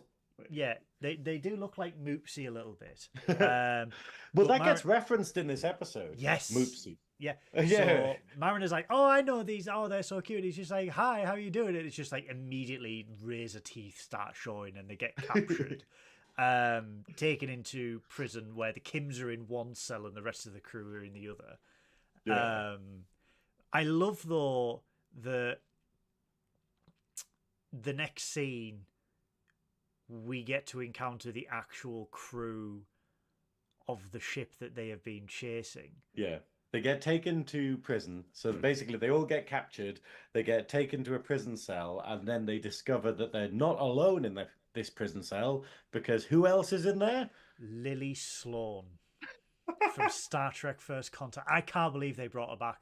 I cannot believe. I'm genuinely shocked. Like, out of all the characters, like it's like we had in the last season where you just like, it's like they just went, who is the most unlikely but welcome character we could bring back? You know, it's like Agawa or something. Obviously, sadly not possible now, but it's the fact of like, it's on that list of fan favorites, but who, you know, like you weren't expecting. But they say, like, Mariner's like, I know who that is. And she's like, oh, holy shit, Boimler, that's Lily Sloan who helped create Warp Drive. And she's like, I have no idea what Warp Drive is, but I helped create the quantum, like, slip drive or the quantum universe. What's it called? Like, quantum something drive. Quantum something drive.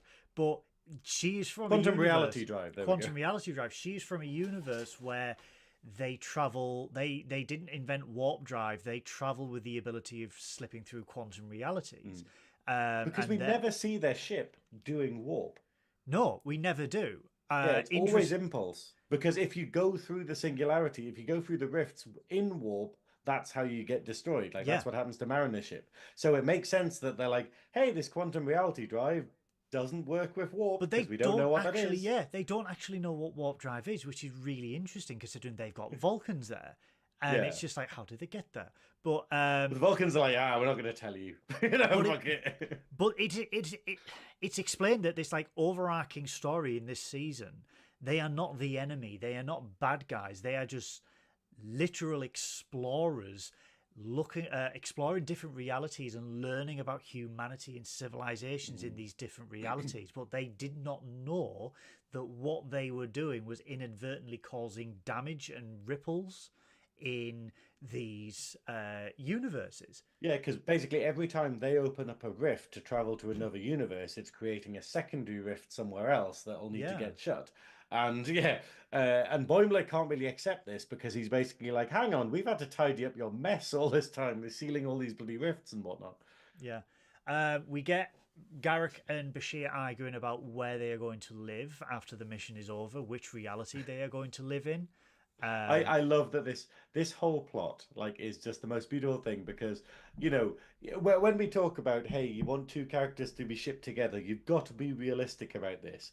And they are a couple that would just argue constantly because that's what they're like. You know, it's the fact of because Garak is just way too argumentative and he just loves causing conflict. And I'll sum it up now, okay? The little tiny plot that we get with Garak and Bashir throughout the whole episode is that they're arguing about where they're going to live and when they settle down, what reality they're going to be in. Are they going to be in Bashir's reality? Are they going to be in Garak's reality? Or does it not really matter? And they have a big sort of argument about it and stuff. But then at the end, it basically turns out with Garak being like, oh, well, I'm not that fussed. We'll work out where we're going to be. And Bashir's like, what? Then why were we arguing about it? And he's like, because it's more fun. And it's pure Elim Garak, where it's just the idea of like, I mean, remember the episode of DS9 where he's just like, you know, Garak, is there anything you need me to do? And he's like, okay, in my tailor shop, go round to the back, okay, locate this secret brick, remove the brick. Inside that brick, you will find a Cardassian data rod. I want you to eat it. And Bashir's like, are you serious? He's like, no. And it's just this perfect little Garak just fucking with people because that's what he does. And I absolutely love it. Hey, Sammy. Hey, Sammy. Hey, Sammy. Hey, Sammy, my queen. Welcome to the chat, Sammy. Oh, you are my queen. But yeah, so they Garrick takes it upon himself to save the crew because obviously these salamanders are getting onto the ship, and Bashir's just like, look at the mud there traipsing through our sickbay. But I do love though that it's the typical Garrick thing where Garrick's like, oh well, I'll just go and fight them off, and Bashir's like, no, you're not a fighter, and he's like, well, and You're a it's surgeon. I am a surgeon, but I am many things, and it's yeah. And then we basically cut to Garrick murdering everyone, like yeah, in a typical sort of I'm totally not an ex-spy. yeah, judo Basically chops a salamander. yeah, like it kills everything, and it's brilliant. And he's just like, what's the line he says? He says something like, oh, I've forgotten. It's like, oh yeah, Oh. he karate chops it from the back, and then says, I've never been one for face-to-face combat, alluding to the amount of people he's assassinated. So he frees Lily's crew and Boimler's crew and the Kims, and they all start running towards the Beagle, because essentially what they need to do, they need to get the Beagle off because they need to do repairs essentially. So Yeah. they need to repair the Beagle. The They haven't Beagle finished it yet. It's totally buggered, but yeah. The Beagle is another homage to a.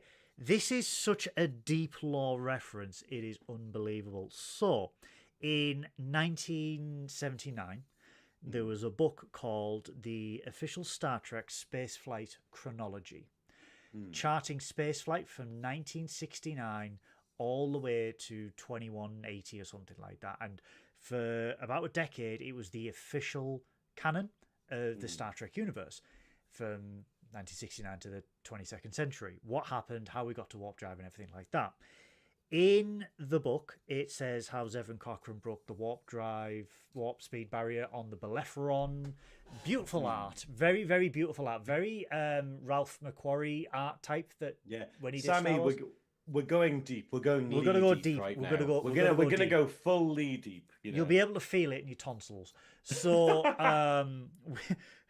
so within that book, it was lovely illustrations. I'm trying to remember where the hell it. Oh, it's in a box.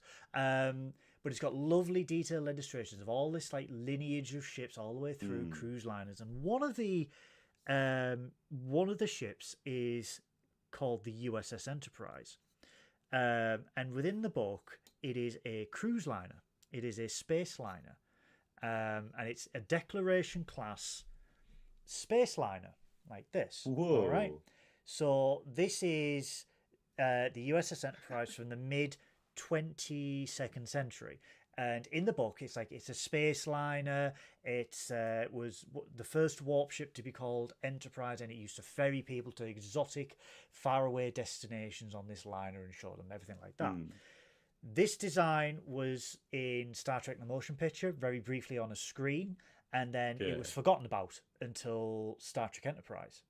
It was completely wiped from canon, and then in Star Trek Enterprise, they brought it back as the XCV-3330 ring ship.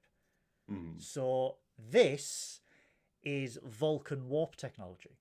So there's no nacelles. It's literally rings that generate the warp drive that propels them. So this is how deep Lower Decks have gone. They've taken a design from a book in the 70s that was then an image in the motion picture that was then another image in Star Trek Enterprise, and then turned it into an actual canon ship that travels through quantum realities. And I think that's wonderful though that they can do that. That they can just be like, "Hey, look, it's fan service on all this all these different levels." But for me, it's just a fun-looking ship, you know. Like that's But the thing. for I can people still like enjoy me, the episode. yeah. But for people 'cause like I'm me, not a massive fucking ship nerd. well, tough Well, shit. actually, no, I am a massive ship nerd because I've been talking about how much I enjoy Garrick and Bashir being shipped together. So yeah, But it's Lower Decks doing what Lower Decks does best. It's like tipping a hat to those specific parts of the fandom that will look at that and go, "We know that. We know exactly what it's from." But they get to the Beagle, and Hold on, I just want to say I love how we've got Sammy in the chat because I was talking about Sammy earlier today about like how we need to get her on an episode of the podcast, but like she's what doing would it Nemesis. be? She's doing Well, that's it. Nemesis. She's Yeah, doing Nemesis, but I was like, oh, there's got to be a horror episode we can get her on. Like, imagine if Nemesis. we got like, it, It's well, bad that's only enough. because of Tom Hardy's acting, but Oh, that he is English, and I yet got. that English accent is one of the worst things I've ever heard. Hold on, Oh, hold on. all right. Oh, Oh, would you believe? oh, But I was thinking like Genesis. If we had like Genesis from TNG, or if we had the Empok Nor from DS9, oh, the like Vidians from Voyager. yeah, like one of the actual horror things. Then get like sort of and then force fucking like I know we'll be able to get Sammy watching it, but we force fucking Dan to watch it. We're like, come on, come on, Dan, watch A Trek for monster us. crossover. Definitely, the Yeah. Vidians are 847 too. Definitely. They are so creepy. Anyway, sorry, that was a random Anyway, thing. Yeah. so they are repairing the Beagle. The crews are working together to repair the Beagle. We get a nice little thing between Curzon and T'Pol as they're repairing it, and then we get one between Boimler and Lily, who are but was it Boimler, Lily, and Mariner? Who are trying to repair like the quantum reality drive, and Mariner is absolutely fascinated about how they do it, and Boimler is just like, why would you want to go to all of these different realities when you can just explore new worlds and new civilizations? And Lily sort of tries to explain that, like, yes, we could do that, but the journey is like exploring humanity and how humanity progresses in these different realities. And we see that Lieutenant Kim, is overhearing a conversation, and it's taken outside. Did you not know this, Sammy? Dan loves Trek. Wow. I didn't know Dan. I didn't know Dan was a Trek fan. To be fair, So the conversation is taken to be outside. fair, I refuse to believe there's anything that Dan isn't into. When you've seen pictures of her house and you're just like, like her house is literally the Chinese guy's shop from the beginning of Gremlins. It's literally. I would not be if I went round to Dan's, if I dared travel south. I would go in there and expect to hear like a gizmo singing or something in a little cage. So the conversation is carried on outside, where she's basically explained that she's traveled to realities where humanity have built rings around the sun, and where humanity has done all these marvelous and wonderful things, and that their goal as explorers is to learn from these versions of humanity to make themselves better and to learn. And it sort of parallels what the Prime Universe does with exploration, where they seek out new life and new civilizations because they want to learn from these different cultures, from these different aliens, to make themselves better, to gain this knowledge, to make humanity and the Federation as a whole a better place for everyone. And it's interesting to see a different take on that. Well, it is. It's really fascinating because obviously it's like Lily is basically it's about the internal journey. It's about it's about going to a different reality, like a different dimension, and seeing a different version of humanity and what they've managed to achieve. It'd be, like the same way that if we sort of got our society and we're like, wow, here's a society where, I don't know, they made communism like actually work. Oh wow, humanity's capable of that. Or oh wow, what if we invented nukes in the Victorian age? What would we do? What would we be like now and stuff? And it's a fascinating concept, like, and it's something that I don't think I've seen a lot of in like science fiction. Like the idea of other dimensions informing you more about things because of their differences, rather than just, oh, it's a totally new alien race that we can find out more about It's existence, you know? it's sort of, I don't know if you've read the books based on the series. Like, they read the books that created the series Man in the High Castle. I can't read. Well, you are from It's all just Sunderland. been elaborate guesswork up until now. It's just been actually fucking phenomenal luck, if I'm perfectly honest. That driving test. I read the dictionary once. Spoiler alert: the zebra did it. The second joke of the night, people. Two. Oh, with your jokes, Mr. Goodwill. You're really we will ask the questions. So, but yeah, Man in the High Castle. I mean, Philip K. Dick basically says that Philip OK. Dick. I think, it's like it's not an exceptional one, but it'll do the job. I employ everybody. I implore, sorry, everybody. I employ everybody. I employ everybody with my 68p. You get on search for Trek, and then suddenly you've employed everyone. I'm incredibly poor. I've got 68p left. A week left to payday. But then it's a fucking long one. Oh, my mate was talking to me the other day about how depressing it is that we've got that. Yay, we get paid early. Oh, it has to last till January, till February, and it's like, oh. But so I implore everybody to read up about Philip K. Dick, because his inspiration for Man in a High Castle is slightly tapped, where he didn't make it up. He believes that he has witnessed these other realities. And Man in a High Castle is a reality where the Americans and the Europeans lost the Second World War, and America is split up into two separate territories.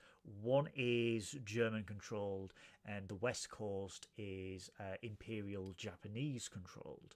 And it is fascinating, horribly paid off at the end. Oh no, is it? Much better. It's much better in the book. But the series... it doesn't pull a Game of Thrones, does it? No, because just like No, because the books are complete. So it's sort of like I went down a YouTube sorry, I keep interrupting. I went down a YouTube rabbit hole the other day, and it was basically talking about how he's never ever going to finish Game of Thrones. No. Like, he's literally just like, well, I was thinking about finishing The Winds of Winter, but then I had a wank. And you're just like, oh, we're never going to get anywhere. It's very interesting, because in Man in the High Castle, the very first episode of Man in the High Castle, obviously this is Japanese controlled San Francisco, and there's an underground, there is a rebellion and everything like that. And this rebellion has sneaked this film canister out of like this locked restricted area, and they are playing this film canister, and this film canister shows 1945 Germany losing the Second World War, and the bombs being dropped on Hiroshima and Nagasaki. And they are going, this is clearly made up, this didn't happen, but the film is authentic. So we see in this where we've got two separate realities. So this is sort of my sort of take on this, and like I said, the books are far better than the show. Amazon dropped the ball. Yeah, I think the actors are brilliant. Watching it in a weird way. I'm sure I started watching it, but it was one of those. Amazon is weird. Like, here's the 50th tangent of the episode, but it's the fact of like Amazon the other day. Okay, it gave me. I was watching. What was I watching? I was watching Paddington. Okay, on Amazon. I was like, Paddington, lovely movie, Paddington Bear, like comedy, directed by the guy who did The Mighty Boosh. It's all just like absolutely brilliant. Do you want to know what it played for me afterwards? Like, as the sort of, hey, here's what you'll like. Let's play. 1983 Nazi related movie, like supernatural thriller, The Keep, with Ian McKellen, where it went, that's suitable after you've watched Paddington. I mean, hope your kids are attending. Hope you're in the room with your kids when this happens. Like, I would have thought Paddington 2 might have been a wild choice for them to go with. Well, very much like Germans in the 40s, in Paddington 3, they both travelled to South America. So we are. Oh, he's a. Hold on, was the Führer and Paddington on the same U-boat? Yes. So, no, and what's her name? I'm sorry. What's her name? Aunt such and such. I'm sorry, right? I am sorry. I am going to say this now, right? Chris Hi, has turned up with a perfect moment. You have turned up with the most perfect point. I am going to say this now. There is, off the coast of Argentina, a derelict German U-boat, okay? This U-boat was outfitted for transatlantic travel to the coast of Argentina, where it was scuttled. Okay? Does that just mean that they installed a cinema? This is... yeah. We fitted it for transatlantic. Oh, we've got a cabaret on Tuesdays. It plays lovely. MasterChef on loop. The hang on. Oh! would you believe? But right, this is real. Okay, this is real. There is a scuttled World War II German U-boat. Right, divers have been It got down. lost. Divers have been down. No, no, no. Divers have been down. It is a specially outfitted U-boat designed for transatlantic crossings, designed to run on battery power, silent running across the Atlantic, right? The official line from the Argentine government. Are you ready? Swamp gas. This is a natural rock formation. Everybody, you can Google this. The official Argentine response is this is a natural rock formation. I honestly, what I have to say about that is it makes all of the marketing departments that we work with, who we think are all shit and terrible, it makes them look actually quite competent. If there's literally a propaganda ministry that's going like, I think this is gonna ride. You know, people are gonna accept this. It's like swamp gas or weather balloons. You're like, why is there a metal weather balloon? Like, if you want to, that's the opposite of a balloon. if you want to, honestly, I cannot recommend this channel enough because people think it's like really daft and silly, but the Y-Files YouTube channel, I cannot recommend this channel enough because Is that hosted by Ybird from Playdays? No, it's hosted What by have they gone full conspiracy theorist? It's hosted by AJ and a fish, but they go into conspiracy. No, honestly, they go into. No, conspiracy I'm just loving theory. the idea of like Ybird being like sort of like it's all it's all a simulation. It's just like flat Earth theory. And he's just like, I think I'm going to get back on the bus. But they go into conspiracy, all these conspiracy theories that you all know about, and the research they do. It's like they tell you the story and it's brilliantly told, but then they go, and this is why it's not possible. This is why this is debunked. This is why this is this. So it goes on about genuine conspiracy theories and the ones that you hear about. Like, do you ever hear about the one where it's like, have you ever seen this man who's appearing in everybody's dreams and stuff like that? And he tells a compelling story about how 8,000 people recognize him across the world. And it turns out to be a guerrilla marketing campaign created by someone. And why would you want to market gorillas? Well, you never know. They do good glue. So, but the Y-Files recently released a video about the escape plan, and it was Operation. Oh, bugger me! Not Operation Get the Bugger fuck Me. out of Berlin. Imagine that's the code name. Like we were very pressed for time, if we're perfectly honest. Like, you know, it was. I cannot recommend it. It is youtube.com/the Y-Files. It is Operation Eagle Flight. Okay, Eagle Flight. Watch it because it is. They're not like a conspiracy nut or anything like that, but they use hard empirical evidence. They use logic. They use science. It's one of those weird things though, with like loads of conspiracy stuff, but then you have stuff that actually exists that you can just point to, like the fact that when the FBI unlocked all their files, they've literally got reports being like, oh yeah, just keeping an eye on Hitler in in like you know, but this and is the thing. Why were they in Argentina keeping an eye on Hitler? Why is that an official FBI file? The official. So there's he two never things. ever went there apparently, and it's just a bit like. We'll get back to lower decks. We'll get back to lower decks in a minute. But fuck it, tangent. sorry, everyone watching. This is where the viewers start creeping up. Yeah, this is where the viewers start creeping up. I'm just gonna start drawing my image of Ybird as a conspiracy theorist. So this is my last tangent, I swear. So Russia has the remains of that crazy German leader, right? In 2009, they finally capitulated and allowed DNA testing of the remains of the skull. The skull was of a female under 40. So Hitler had a sex change in a bunker? Apparently so. Right? Yeah. To be fair, I didn't expect them to be that progressive, but well done. Actually, no, let's not applaud Nazi Germany.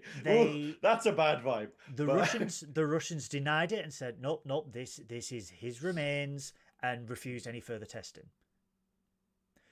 Yeah. The FBI then had a program tracking and hunting Hitler in South America. All That the way makes it around the sound way world more first. exciting than it is. Yeah, Like they- Hunting Hitler. That is a Netflix series. That is No, it's an Amazon series called Hunters. But Hunting Hitler. no, it's literally, honestly, No, Amazon but it's series. literally it's Hunters. like Survivor. It's Hitler running through a forest, and you got these guys with fucking nets coming Al after him. Pacino- They're like, Al catch that Pacino- German. Al Pacino stars in the Amazon series Hunters, based in the 70s. Watch it. Brilliant. However, so the FBI were tracking Hitler in Europe. There's loads of these documents and everything like that, and everyone turned around and said the same thing. Why were they tracking a dead person?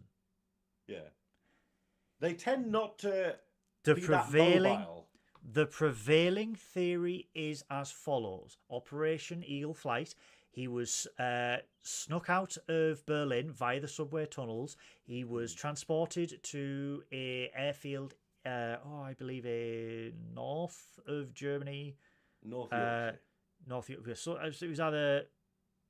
I can't remember where it was. He was flew to Spain, who then flew into the Canary Islands, where he was outfitted in a specially designed German U-boat, where they sailed air miles in. They sailed under silent running across the Atlantic to the coast of Argentina, where the U-boat was scuttled, and then Silent running means they weren't allowed to put the cabaret on, right? Silent running meant they had to watch the movie Silent Running all the way through the trip. Oh, God, that's bleak. They scuttled. That is a bleak fucking movie.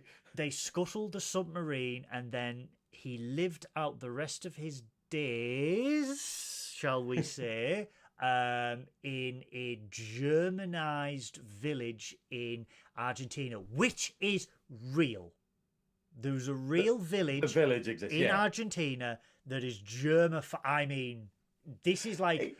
I mean, it's one of Dusseldorf. those weird things where you just go, there's so much weird stuff where, like, why would there just be a random ex-Nazi village in Argentina? Like, why would that be a thing? Like, The people that lived in Argentina, in this village in Argentina, were obviously ex-Nazi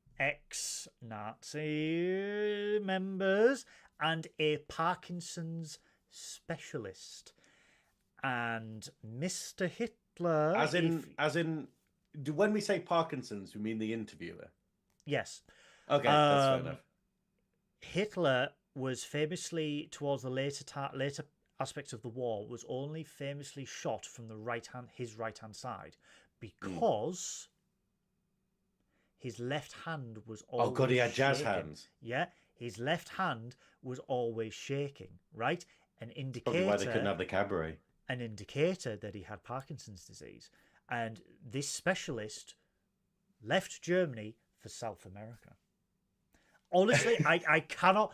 This is the rabbit hole I go down when I have a mental breakdown, okay? And I've had about several this week, all right? And here's me watching shitty fucking AI-generated Lord of the Rings videos. I'm so pissed off with them. I cannot recommend the Y-Files enough for this video, because this was just like, oh... But... Yeah. I can't recommend it enough. Anyway, okay, we'll find it. Quantum realities. Okay, so I need to. Okay, so I know Chris probably isn't here because I think they're streaming the Nerdy Up North guys, but it's the fact of now we need fan art. Okay, now we need Chris fan art of Y-Bird as a conspiracy theorist. We also need Hitler and Michael Parkinson living in Argentina together without the mustache. He shaved we the need mustache. Hitler with jazz hands. We need Paul to be very upset at how demonetized we are because of the amount of times we've mentioned Hitler. Also, in a close space of time. Also, they had a child, and Eva Braun and the child did leave because the marriage broke down. Oh, wait a minute. So what we're saying is that there's someone who looks a bit like Hitler somewhere in the world. The fall of the ruler of Argentina in the late 50s, early 60s led to the evacuation of certain people from this German village as well. I love though that there's all these little things where you're just like, can you explain this? And it's like, and this is the thing, all the conspiracy stuff is like stuff that like I watched what was it called, Ancient Aliens, like it was like a couple of months ago.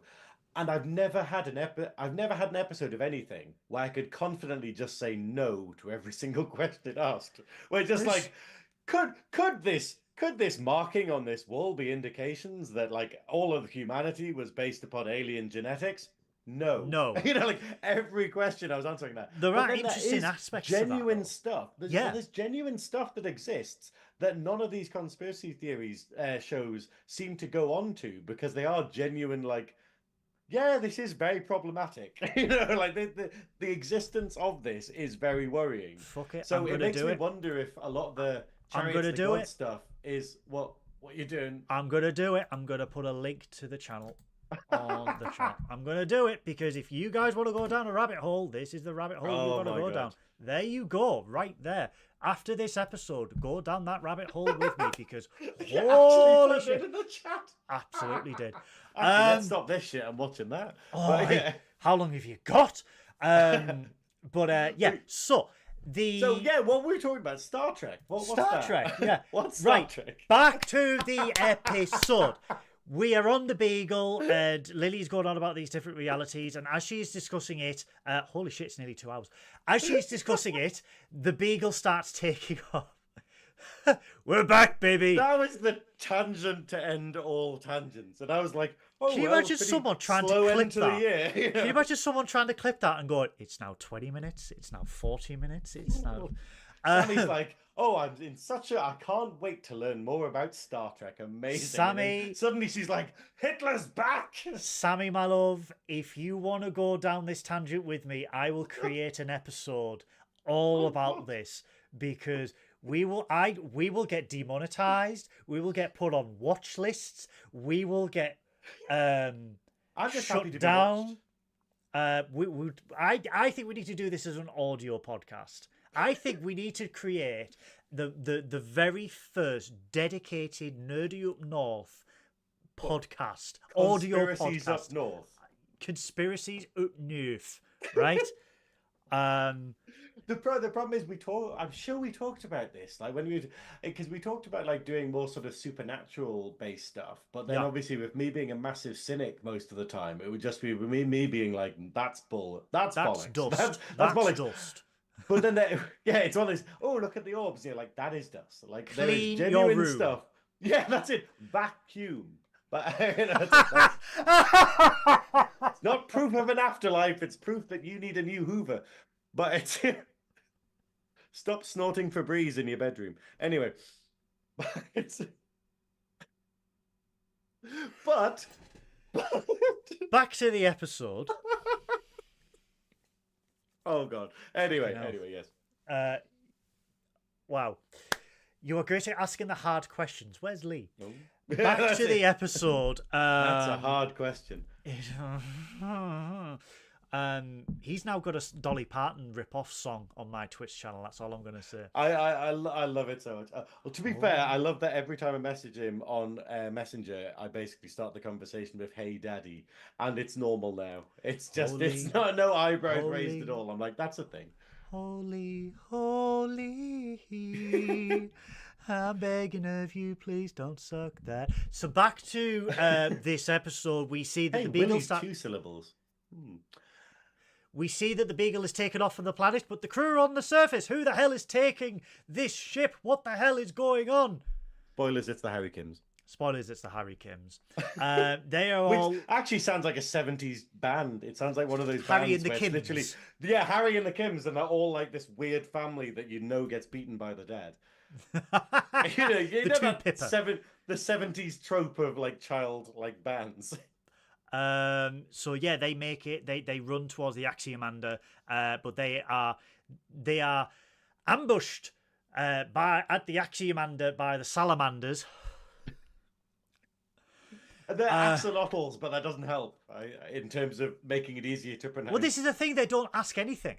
So we joke number 3. We my God. We'll get a good one. You know, like if you fire we'll get a enough good one shots, eventually. one of them will hit good. It'll stick eventually, much like a Vice story. But number 5, they We're never going to get through this fucking episode. We're never going to get through it. But they run to the Axiomanda and they get confronted by all the axolotls, and Curzon's like, you guys go all ahead. This is my fun. This is my fun time. And we leave I Curzon believe the Dax. quote the quote that we get from him is, "Calm down, everyone's gonna get their asses kicked." Yeah, there's enough ass kickings for everybody. Leave the jokes to Kelly. No. Ah, that's it. We need Congratulations, we'll celebrate at the end. Kelly, We'll by the way. celebrate Yeah, at the yeah. end for Kelly. So they fend off the axolotls. They leave the planet's surface going after the beagle. They cannot catch up to the beagle. Excuse me. I'm so tired. I'm doing this live. Sue me. They catch. Curzon gets onto the bridge and he's limping a bit, and they're like, "Are you all right?" And he's like, "This is what I get for not doing exercise, not For doing warming stretches, up. for warming up." So they are trying to get after the beagle before it creates another quantum fissure, because the state that the beagle is actually in, it could cause a soliton wave in every single universe. Basically, the ship is falling apart. Harry Kim has stolen it, like the Harry Kim that's a lieutenant. Harry and the Kims. Yeah, Harry and Kim, the lieutenant, has basically hijacked it and stolen the other Kims against their will, and is basically going to take them to his universe, his dimension, so that they can actually all get promoted. Because apparently that's a universe where Harry Kim can actually get promoted to higher than fucking ensign, which is the most ludicrous concept in Star Trek, and I love that it exists. I love the fact that Mariner just goes, "Damn you to Pipkin!" Yeah, 2 Pip Kim is just the villain of the episode is literally referred to as 2 Pip Kim because he has 2 pips on his collar because he actually got promoted. but it's the fact that the ship can't actually. If the ship goes into the rift, it will fall apart and explode, and exploding inside the rift will cause this thing that will go to every reality. So every single dimension will get consumed effectively by this rift eventually. It will go to, like, yeah. So that's the best. I didn't fully understand all of this bit of the episode. It's very tricky. So. Yeah, it's very tricky techy. Basically, if it goes in the current state that it's in, if they travel through the rift on the Beagle, it will cause a soliton wave that will be triggered on every single quantum reality and cause the end of everything as we know it. So they can't make it in time. So Mariner suggests, Curzon suggests a micro warp, which is what we've seen in Star Trek quite a lot. Mariner goes to the engineering, increases the gravity around the warp core 10 times so they can do this. What I didn't write any notes. Okay, I just wrote Goodwill will explain this. He'll know what this is all about. So essentially, I was that whole thing of going, yeah, you'll totally understand. They increase the gravity. They increase the gravity around the warp core to reduce the overall mass of the ship to do a micro warp jump quick enough to intercept. By lowering the mass of the ship, and it's a bit like the episode in DS9, concentrating the mass in one mass. Where I think it's a bit like where O'Brien manages to make DS9 less mass so it can move faster. So it can, because it's technically less mass, even though it hasn't actually changed, it can move faster with impulse and then still get through. That's how warp drive essentially works on the same principle, where you create a bubble around a ship which reduces its mass in space and time, allowing it to travel at speeds exceeding the speed of light.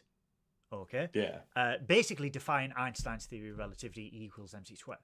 So that has been my one explanation for that. So fuck it, I'm too tired. I'm not going to get into the science. If you want to do that, message me. When she lowers the mass of everything, the gravity in engineering is is huge, so she gets crushed into the ground effectively.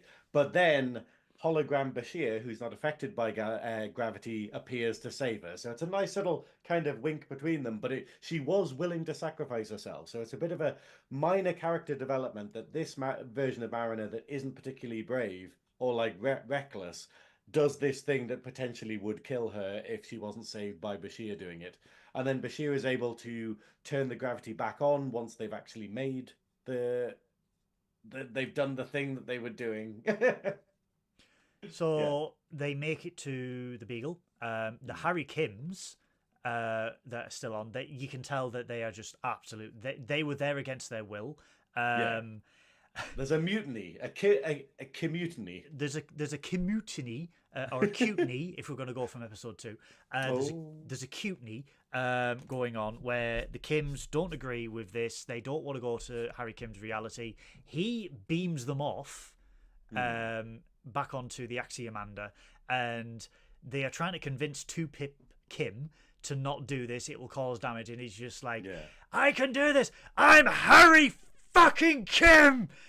Garrett Wang must have had a whale of a time doing this episode because he gets to voice tons of characters because he plays every single one of the Harry Kims. Yeah. But then the fact that he has this evil moment, he gets to play villainous, like bitter Kim, who like has this big screaming moment at the end, and yeah, I think they stop him, don't they? They actually No, do they don't. manage to.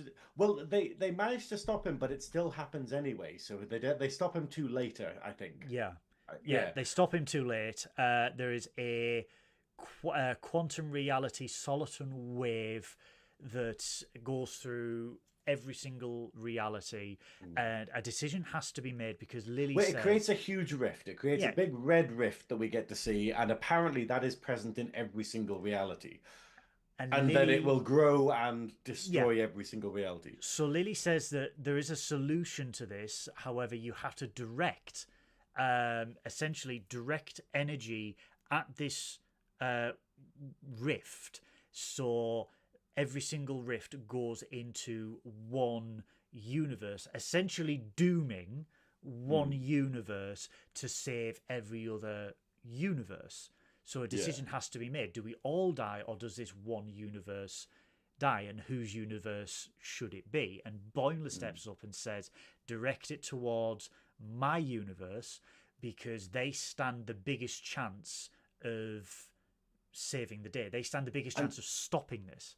And that universe is the prime universe of where our characters usually are. So the characters that we've been following throughout this show is where they direct this to. And so it potentially, and it's wonderful because it sets up the last episode of the series, which is also the last episode of Lower Decks because it finished. This is the last season of it. It sets it up to go, the stakes are pretty high. They could genuinely go, this is why the show ends, because everybody dies and the universe gets destroyed or something. So they genuinely could do that, and it adds a nice bit of weight to the final episode. You know, after we were complaining that this whole 10 episode series was just meandering about, where it kind of had 2 strong episodes to start with, and then just went, here's lots of fun filler, but without really progressing the plot. And then now it's just gone, hey, bang, really important plot episode, and then it sets up the finale to be high stakes. It's quite But he fun. sends they fire the wave, and then he sends a message to Prime Boimler, and he's just like, and Lily's like, will they be able to stop it? And he's like, yeah, sure, as long as he doesn't freak out or anything. And then we get all the way back to Prime Boimler, where he gets a message. He's just like, holy shit, we're all gonna fucking die. Yeah, he and proper panics. And starts panicking, and that's how the episode ends. It's to be continued, but yeah. What an episode, man. There are a lot of things that we've missed, though. We've skipped over the fact Let's that get into them. Dax gets hurt. Dax gets hurt. Yeah. I'm so tired as well. Sorry. Yeah. Dax gets hurt. So Curzon, sorry, I keep calling them Dax. Curzon Dax. Curzon gets hurt. Garak tries to save them, but it turns out that he can't actually save the symbiont.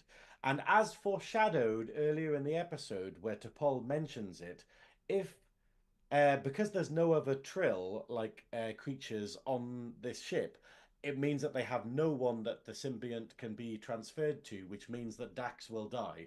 And 7 generations of Dax will just, all their memories will be lost. Yeah. So what T'Pol does is to demonstrate that they're friends. And obviously Curzon's like, hang on, we're not friends. We hate each other. And she's like, no, we are. And they've got a relationship of being frenemies. It's a McCoy Spock dynamic. Yeah. And it's really good that she's like, no, we are friends. So T'Pol uses her psychic powers to basically take on the memories. What's it called? Katra. The Katra. Yeah. To take on, and that's an Enterprise reference, but obviously T'Pol's whole thing it's a Wrath of Khan Search for Spock reference.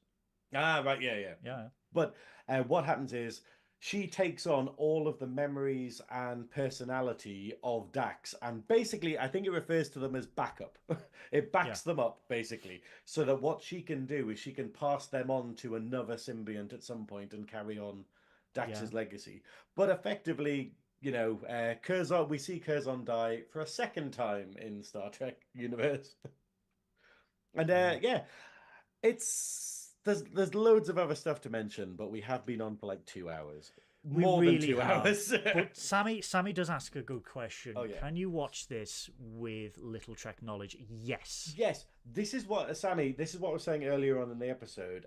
My friend Glenn from the Girl Podcast messaged me before this because I posted on Instagram being like, "Hey, come and join us on the podcast," and I was basically mentioning it, and he was saying how much he enjoys Lower Decks because Lower Decks explains stuff and goes, "Hey, these are nice little Easter eggs if you get them, but they're not essential." Yeah. So, for instance, in this episode, we basically have it where Curzon Dax, who is a key character in Star Trek DS9, um, what it does is when it introduces him, it has a little bit of dialogue saying, "Oh, you've got a symbiont inside you, and if it dies, you will need, it will need to be passed on to another host, and there is no one here." So setting up that little plot thing, and it kind of does this where it kind of just explains enough for you to get through. So Glenn is a fiance have been able to enjoy Lower Decks without being massive Trekkies because it's just well written. Yeah. It's not like other shows where it goes, "Hey, the fan service is the only thing holding this together." It's like Picard was really like Picard season 1 and 2 of Picard, where you just like, if it wasn't for the references, there's nothing really here Yeah. plot wise. Yeah. It wouldn't be Star Trek. Yeah. Yeah, and it's the fact of like this is very much like fun episodes, and if you get what that is, if you get what that's a reference to, it's a little little fun little thing. But yeah, you It's could I it's I would highly definitely recommend watch it. Lower Deck, Sammy. Yeah, Sorry. I would highly recommend it. We did miss because like going on about the references, we did miss one little thing that Billups says in Upper Decks, Mm. where he's going on about how they've just renewed the bits in the ceilings of the bridge. Now, this is a reference to like when there's been battle damage and rocks start falling down. Yeah. Apparently, they are actual rocks in the structure because they dispel certain things that emanate from the ship. So they're sort of Yeah. like a Faraday cage that are used to like dispel stuff. And I'm just like, again, it's a tiny, tiny little thing that has always been mentioned. Like, there's always like loose plaster or rock or anything. And we all know like it's cost effective, just styrofoam plaster, anything that they throw. Yeah. But in Discovery, it's more like prevalent than ever in Discovery because it's a shot on 8K, widescreen, Yeah. big bridge, and you see these like bits of rock everywhere. And just with one line of dialogue, and this is what Lower Decks does so well with one line of dialogue, it's just like, oh yeah, this is why this is this. And then it just moves on.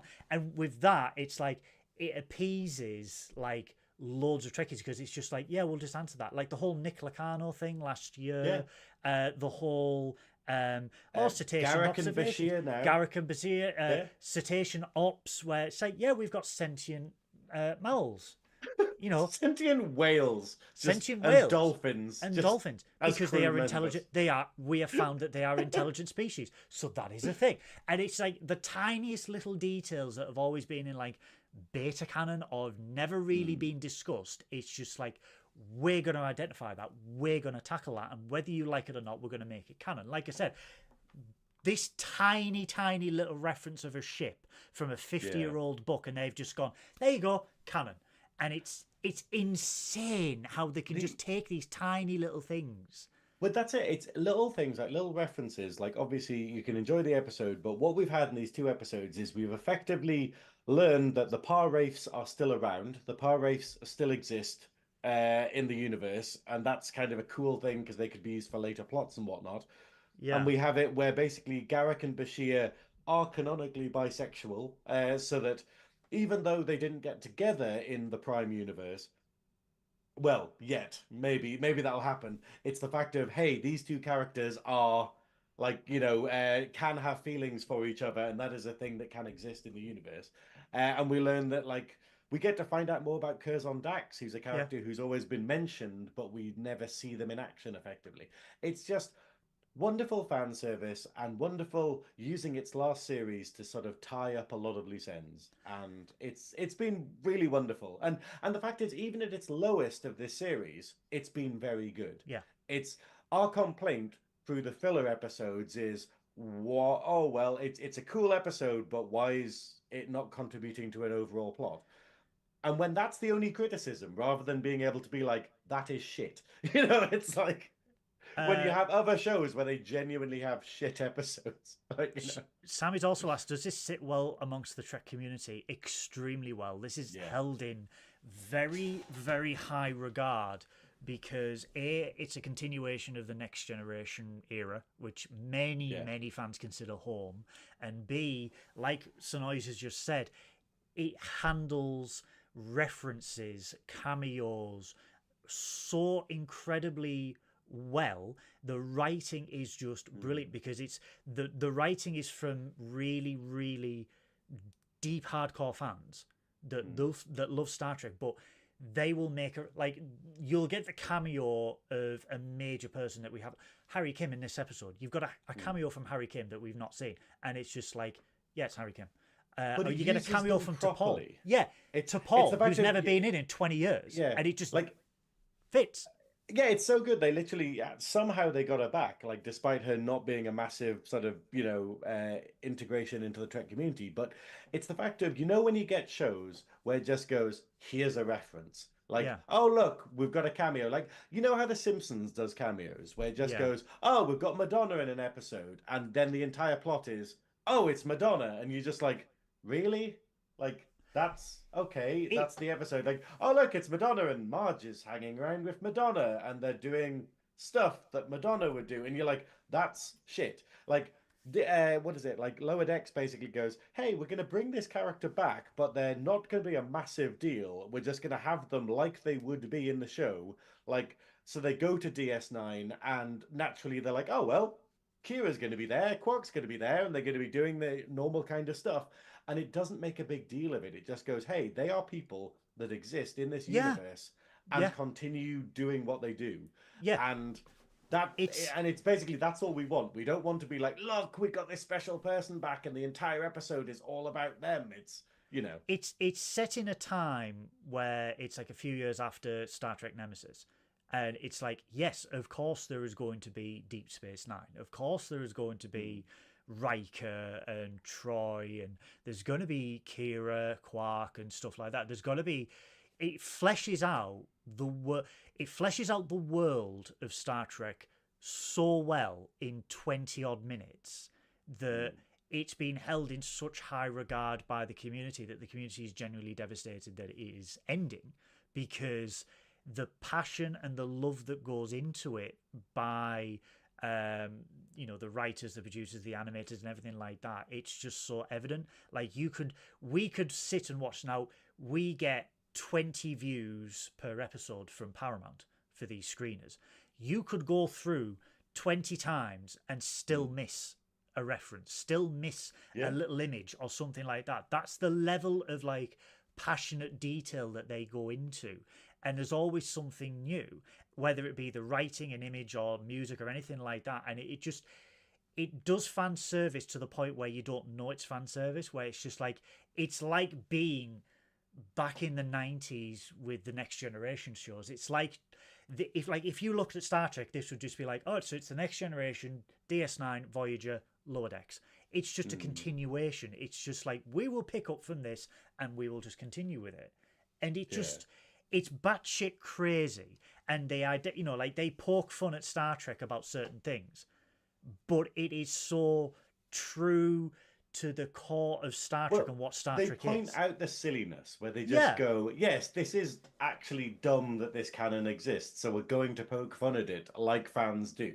Like, like the idea of Klingons having two dicks, and you're like, why does that exist in lore? Let's poke fun at it, effectively. Oh, in this episode where it's Kim, always a forever ensign, and the two-pip Kim is the evil Kim. Do you know what I mean? It's just like, these are tropes that have always been in Star Trek, and they just tackle them head on. Like we said with last season with the Nick Lacano Tom Paris reference, where For decades, they were like, how would you ever explain this? How would you identify this? Did Tom Paris change his name? And then Lower Decks just picked it, tackled it in 32 seconds, and moved on and never discussed it again. Yeah, but like cleaned up that kind of thing and just In went, hey, 30 cool, that's a bit of seconds. canon that was confusing. We've tidied it up now and given you an actual Yeah, answer. Cool, moving on. in I mean, 30 seconds. I think Paul's saying this or Strange New Worlds. Are you meaning what is better? Like, what would you recommend? They're 'Cause both equally as good in their own respects. I pose to you, Paul, the Goonies or the Batman, because Yeah. you're just like they're totally you shouldn't ever be in a situation where you need to pick between one or the other, you know? Because Yeah. Strange New Worlds obviously has a Lower Decks crossover episode, which is one of the best episodes because it's ludicrous. But it's the fact of like they both exist in different sort of ways where Strange New Worlds is the joyous Trek series that we want. Like it's a continuation of Trek. And then Lower Decks is like this fun little sort of companion show that does continue the universe and does continue the lore, but effectively is like a fun little thing, you know? It's like a fun little sort of It's filling the gap. series, yeah. It is filling the gap because if you look at it, like if you look at it timeline, you know, like you do with Star Wars movies where you go, oh, you have to watch 1, 2, 3, 4, 5, 6, you know, in chronological order. You could watch TNG, DS9, Voyager, Lower Decks, Prodigy, Picard. That is one massive continuation of one era, and it just fits perfectly. And it's the same with Strange New Worlds. You could probably, when Strange New Worlds ends, you could probably watch Enterprise, Strange New Worlds, Discovery, first 2 seasons of Discovery, Strange New Worlds, and then into the original, and then into the original series, and then that's it. It's slotting in nicely, and then just don't watch the rest of Discovery. But it just works. And there was a lot of apprehension when Lower Decks was announced, like, oh, it's going to be a comedy show, it's going to be crap, blah blah. It's going to be a cartoon, and it is one of the best Star Trek series ever made. And I think it's a damn shame that it's ending. And I think Paramount have massively dropped the ball. I think it's great that it's ending on a high. It's not that I don't have faith that they couldn't have kept the quality going, but I think it's better to end on a high than the end of Enterprise. If anything, this deserves a movie. Yeah. I think a Lower Decks movie. I will say I'm fully expecting something like this will end and then they'll be like, okay, cool. Here's a new franchise that is the spiritual continuation of Lower Decks, but in a different context where Upper it's Decks. not the Cerritos. It's not. I don't know. That's what I'd like to think, but we don't know. But one thing I do need to mention, obviously, is the wonderful conversation that describes both of us, where T'Pol is talking to Mariner about basically like, oh wow, I think who are they talking about? They're talking about Harry Kim being like, oh, he's just a massive Starfleet nerd, Yes, like Archer, and then T'Pol's like, yes, massive Starfleet nerd is accurate, you know, like, and it's wonderful getting a reference to Captain Archer from Enterprise in Lower Decks. I predicted before season 5 came out, I predicted that we would get something Enterprise related, and we have, and I am happy. So I'm a massive fan of Enterprise. I will die on this hill. I love Enterprise so much. I think it's time that we wrapped up this episode, don't you? Maybe at like 2.5 hours. 2.5 hours. This is one of the longest ones in a long time. We work out, but this is the thing. Like Sammy, I was basically saying before we started, I was like, "Oh well, you know, I can't wait for." You know, like we missed last week because we were both too busy. Oh well, luckily there'll be filler episodes so we can blaze through them in like an hour kind of thing. And then they both turned out to be incredibly good episodes with tons of stuff to talk about. We're like, oh well, guess we might be finished by Christmas. So next week is the series finale of Star Trek Lower Decks. Will we be live next week? I'll get back to you. My mate Carmen, who's an amazing Newcastle-based opera singer, she has a show, and I can't remember if it's Friday or Saturday. I think it's Saturday, so fingers crossed. I will get back to you. Sorry, everyone.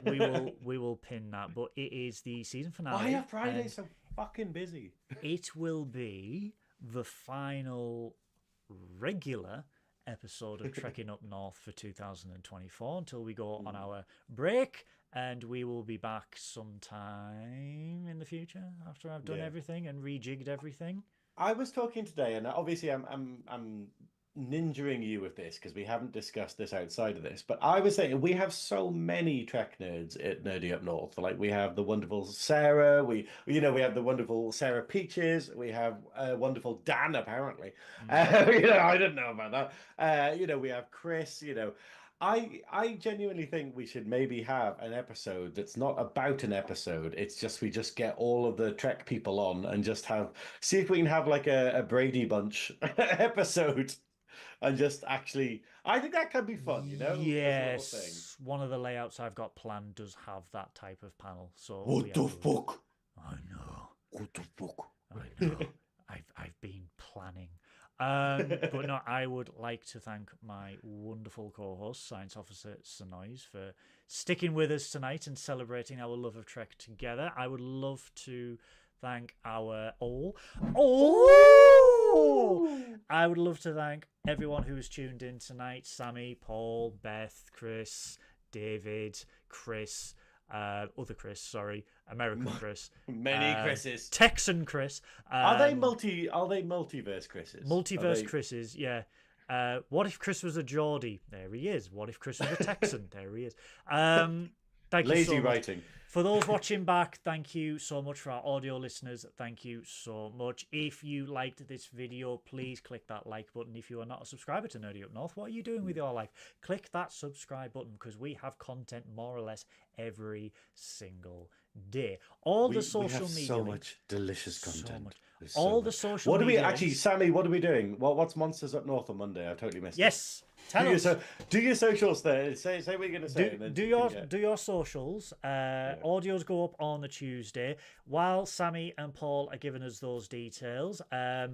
All of the social media channels are down below for Nerdy Up North, myself and Synoiz, aka The Velvet Snatch. We have got friends of the show, Clone Star Podcast, Search for Trek, ones that I don't work on, like Captain's Quadrant and Trek Culture and everything like that. They are all down there. We have got Adam Ashbridge Music down there. We have got GL Soryu, who is a friend of the show. No Monsters, not till 2025. Oh, they binned it. They're all on hiatus.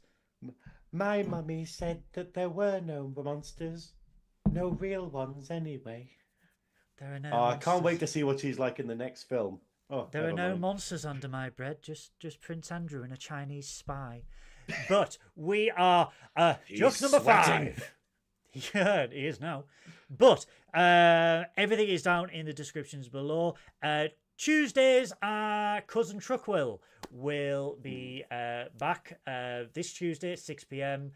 For another American Truck Simulator. And then on Christmas Eve, it will be the Screaming Streaming Cousin Truckwill American Truck Simulator Christmas Extravaganza with possible alcohol and inbreeding. I must say, I have to say, I'm so happy that you've started your Twitch because it's just... it's so stupid. It's so incredibly stupid. The fact of if you want to see Goodwill with a guitar singing random songs about Lee's penis, say no, don't no. This is 2.5 hours already. Don't you?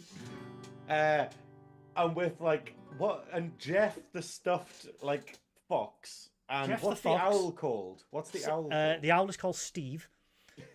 Steve the Owl. Steve the Owl. Jeff the Fox. My name is Jeff, who's got a lot to say, but not at all. I had to remove Daytona last week because I was very ill, and was I fuck dancing 3 times in a row when I'm ill. And I'm still ill now, and I'm surprised I have been able to keep this energy up for 2 hours and 29 minutes. That's what I said to the guy on Sunday.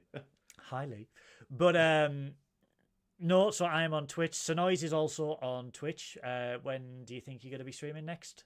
I was going to be streaming tonight, but I'm like, I think I will. You know what? I will actually stream. I've got to, well, hold on. Are Nerdy Up North live? They are. Yes. Nerdy Up North are live. Okay.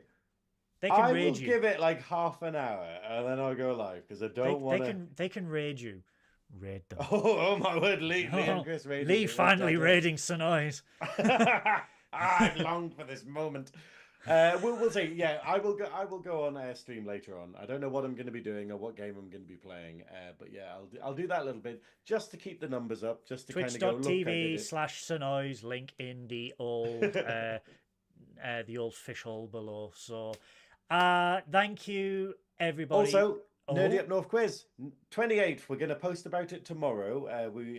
The lovely Paul has done the poster, so we're going to post about it tomorrow. No more teapots.